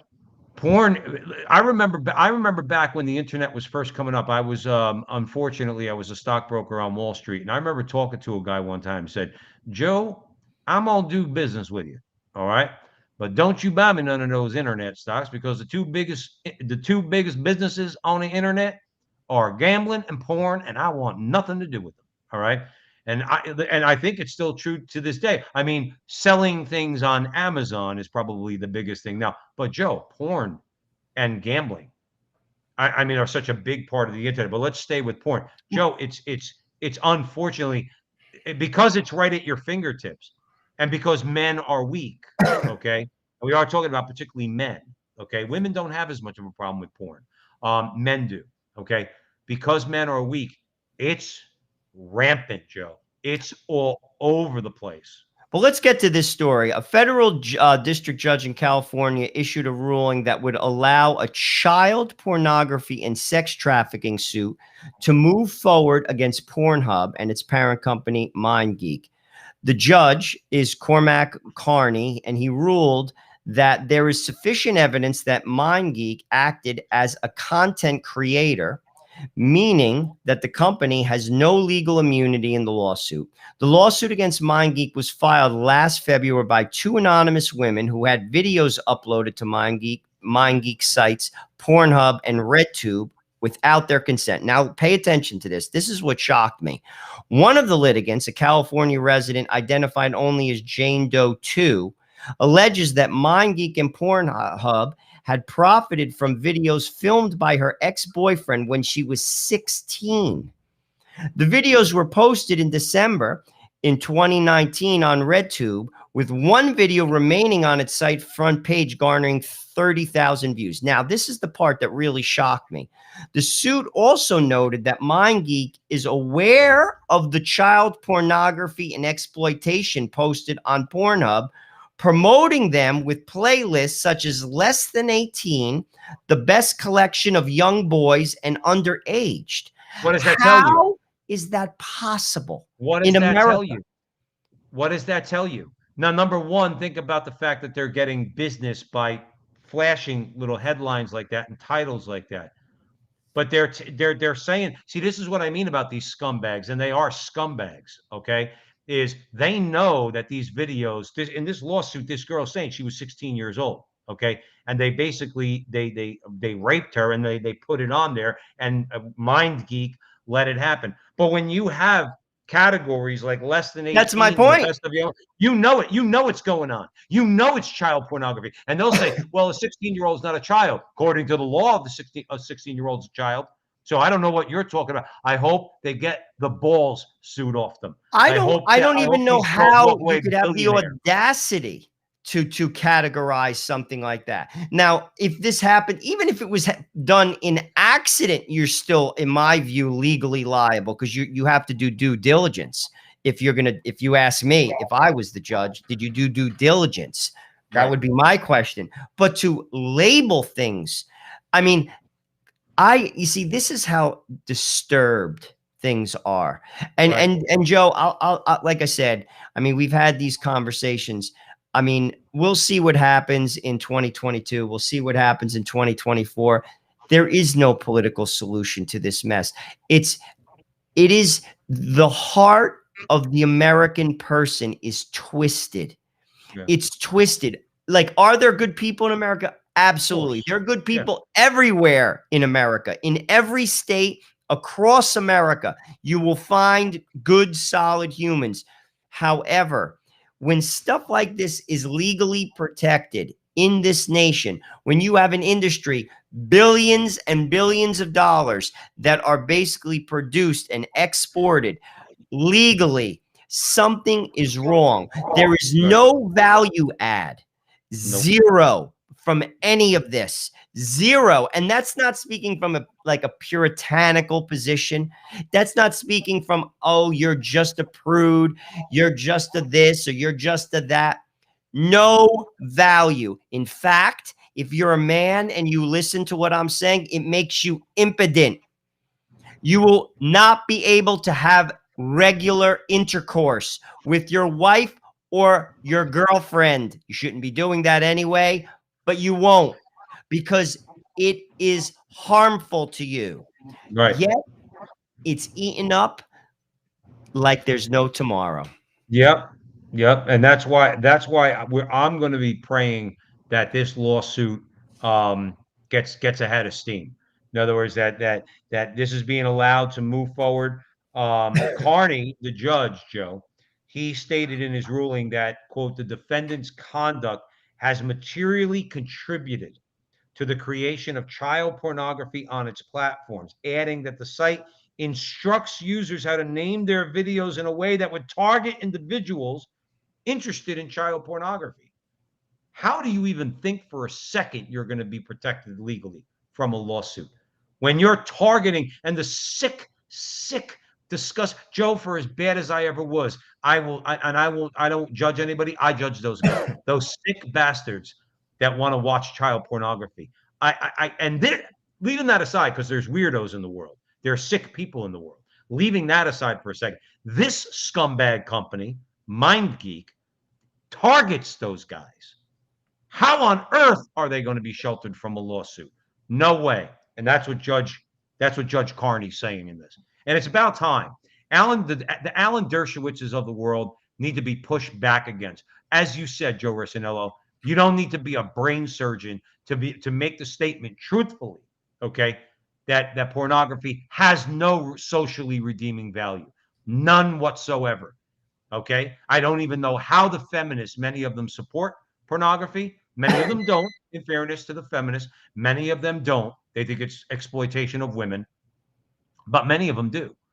Many feminists think it's women's power over, again, that over their bodies, and they can do what they want. I like to tell these women. I like to tell Jenna Jameson or Stormy Daniels or any of them. You understand that most men look at you as a pig. You understand? They think you're hot. You're a hot pig, but you're a pig nonetheless. You think guys respect you? They don't care. You have no power. This is I am woman, hear me roar type stuff. You take off your clothes and you have sex from in front of a camera for money. That's what you do. Most men look at you rightfully as a pig. Is Well, that not what you just want to that. do? I mean, I'm gonna sound now. I'm gonna sound like a prude, but and I even thought this before I was married.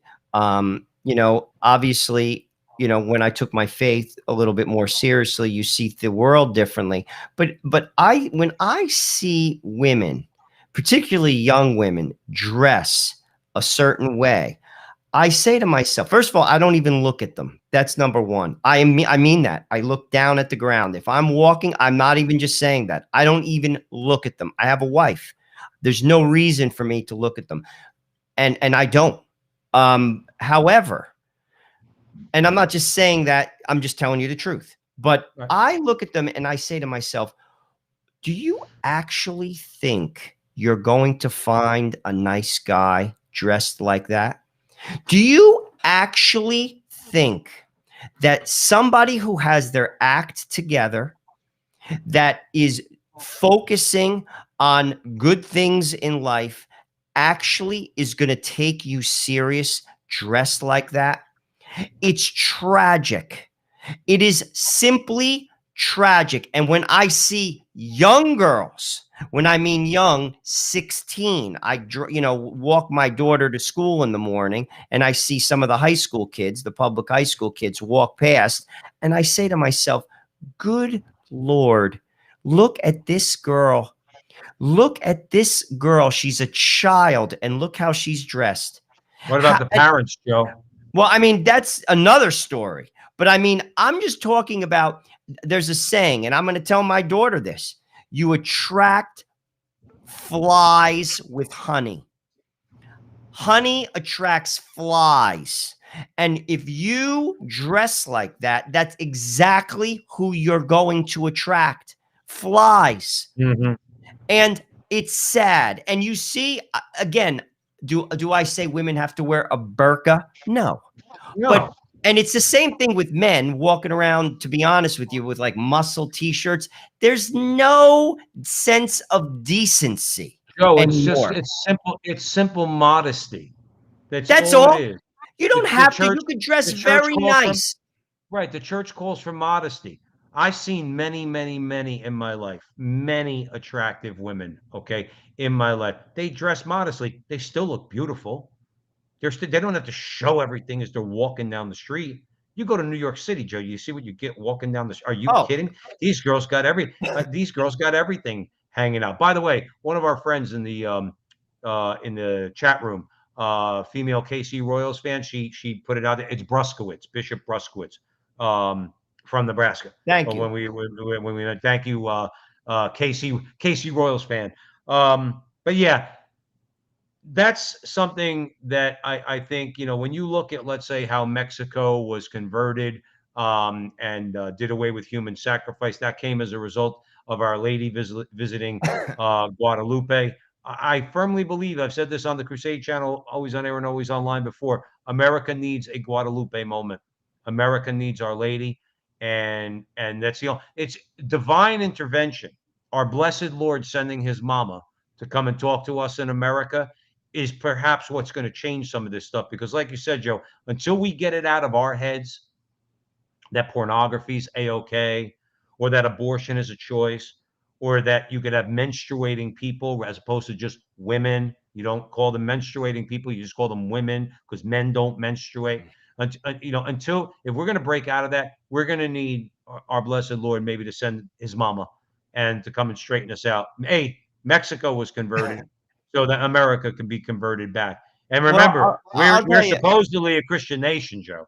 You know, we're I mean, supposedly a Christian nation. ultimately, what could happen and what I think is going to happen, I mean, John Horvat, who we've interviewed a number of times, it'll be the story of the prodigal son. I mean, Cardinal George has alluded to that as well. Ultimately, our society, I think the ball is rolling down the hill at a rate that, frankly, it's not going to stop. Something could stop it, an event that could bring people together, a suffering. I mean, you would have thought to a degree what happened during these years with COVID. Businesses were shut down. People were affected financially.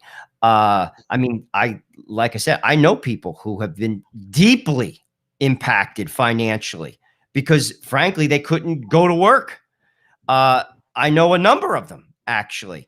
You would have thought that that could have shaken some sense into the society. It didn't. And again, you know, you use the biblical illustration of the Egyptians and the Israelites. You know, the locusts, the plagues, the firstborn. God was basically, in a nice way, believe it or not, because he still allowed them to exist, persuade them to change, but they wouldn't. They were obstinate to the very end, and they You know, were that's one of the. Go ahead. none. They were And they were. ultimately destroyed. Well, the thing is, that's one thing, and let's get biblical for a second. It's one thing that I get very, very, very upset about when people talk about, like, when, especially with atheists and people who think they know scripture or they think they know what it is that we believe, when they say that God is arbitrary and capricious. No, God sent his own people. All right, just to give an example of God's patience, God sent his own people, the Jews, into bondage, okay, in Egypt. And he gave those who were occupying the Holy Land an opportunity to repent. We know that from scripture. They didn't. Do you know when, like, atheists like Richard Dawkins talks about the destruction of the Canaanites, when God ordered the Israelites to go in there and put the ban on them, every man, woman, child, animal? Do you know what the Canaanites were all about? They made the Aztecs look like choir boys. Okay. You're talking about utter depravity. God was still patient with them. 400 years the Jews were in bondage in Egypt. How about Nineveh when he sent Jonah? Because he was patient with Nineveh, he sent Jonah. He said they give them time to repent, and at least for a time, Nineveh repented. I hate when people say that about God. Okay, I hate when they say God's arbitrary and capricious. No, he's not. He's very, very, very patient, but his patience has a limit. And when we keep spitting in his face through porn, through abortion, through all of it, we keep spitting in his face. And then we sell this stuff to children. Okay. What did Jesus say about those who bring sin to any of the little ones? Okay. This is the evil that Paul talks about, the spiritual wickedness in high places. Joe, you know as well as I do, these Pornhub and Mind Geek people, you know they're protected by politicians, right? And judges, right? In other words, that's spiritual wickedness in high places. That's what we're fighting against. I think this is a very big development. I'm hoping to see these companies now be able to get sued left and right and potentially get ground into dust. All right. But in the meantime, I'm going to pray for a Guadalupe moment, and Our Lady come here and hopefully straighten us out a little bit, because I think that that's what it's going to take, to be honest. Well, we'll take, like, listen, God ultimately sees everything. I mean, as you were saying that, I was thinking of the scripture passage about the fig tree, that he said, give it another year. Also, didn't it also, there's a couple allusions of a fig tree. Christ cursed the fig tree and then they found it withered. I mean, like, people getting back to the conversation we had earlier about being soft. I mean, Americans, we have a very easy life, Joe Pasillo. And frankly, a lot of the folks nowadays are living on past generations' successes. And it's come to a place where you have a woman like Alexandra Ocasio-Cortez talking about men menstruating and serious educated people taking her serious. I mean, we've come to a place that, frankly, I don't know how to shake sense into people. We talk constantly about it. You talk to people, they disregard it. They don't take it serious. You talk about sitting on the fence, they just don't care. Meanwhile, our children are getting eaten alive in the culture, literally Yeah. eaten alive. Yeah. You know, people always used to think just because you lived in a nice town, your kids aren't going to be affected. Not anymore. The culture is eating them alive. Well, Joe, look at what they've done. They knew that there's enclaves of people in this country that their leftist ideology hasn't gotten to. That's one of the reasons, just to give you an example, Joe Rossinello on the Crusade Channel. That's why they've taken over sports, because sports goes everywhere.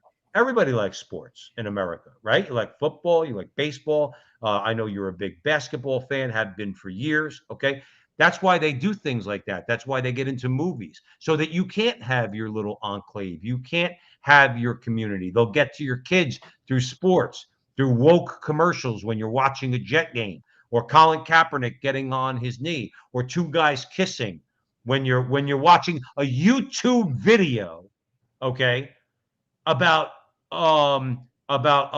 scripture, about let's say, for argument's sake, Bible study, like by Dr. Brant Petrie, and when they go to a commercial, you get your commercial, it has two guys kissing. That's what they do in this culture war. They know where you are, they know what they're doing, and that's why they send things out through these other means. By, like I said, gave you an example. That's why they do it with sports. Joe, we only have about 5 minutes left.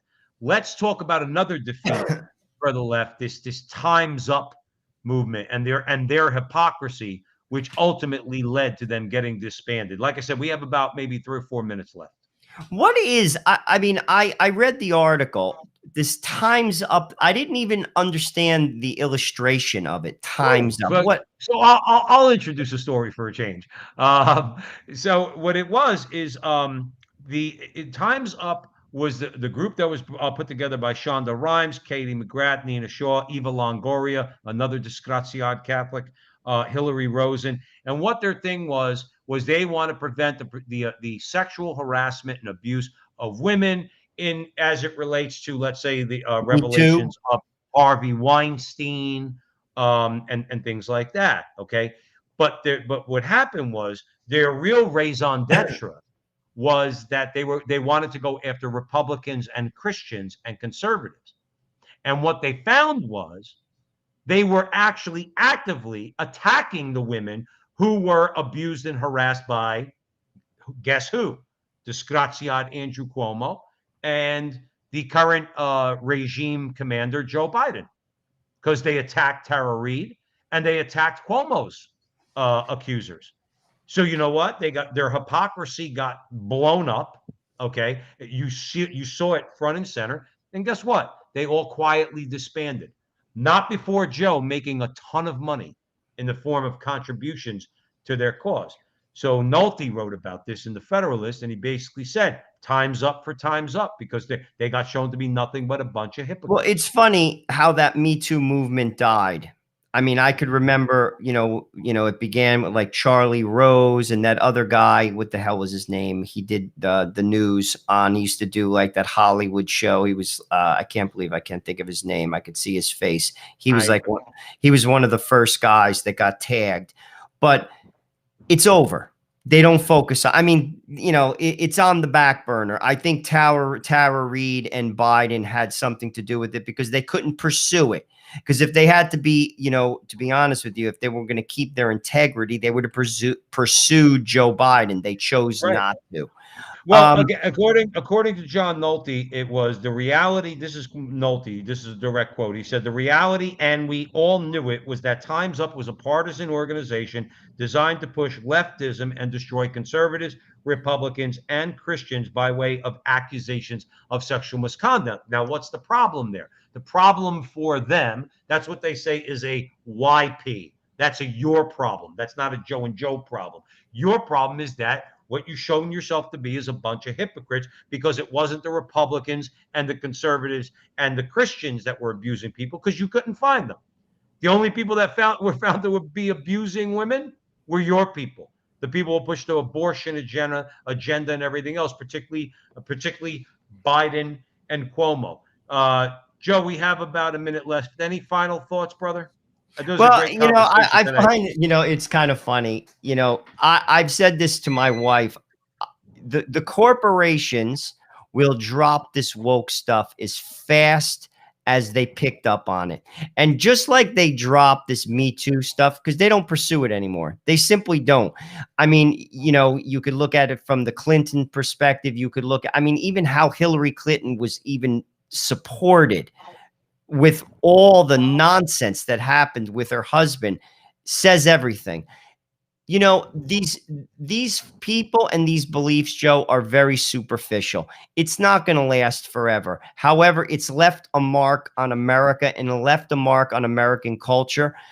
The sooner it ends, the better. Obviously, we have to stand up and speak out against it. We have to pray and fast. Right, and I think you're absolutely right about that. I think that's part of what we're doing here is, you know, we're spreading the truth out there on the Crusade Channel, always on air, always online at crusadechannel.com, the last live radio station standing. Remember, it would behoove you to become a premium member of the Crusade Channel. Joe and I are both members. We support my church and everything he does on the Crusade Channel because it's a great, great station. So we're going to know that you're going to love the entire lineup. Please be sure to follow Joe and I on Facebook, on YouTube, wherever you can. Like, subscribe, share, do all that fun stuff. And we want to thank you for listening to the Crusade Channel, your home for the Mike Church Show, Crusade Channel News, the Barrett Brief, and Kennedy Profession from sun up to sundown. The Crusade Channel is the last live radio station standing. We'll see you next week. Got kind of tired of packing and unpacking, town to town, up and down the dial. Maybe you and me were never meant to be. Just maybe think of me once in a while. I'm at WKRP in Cincinnati.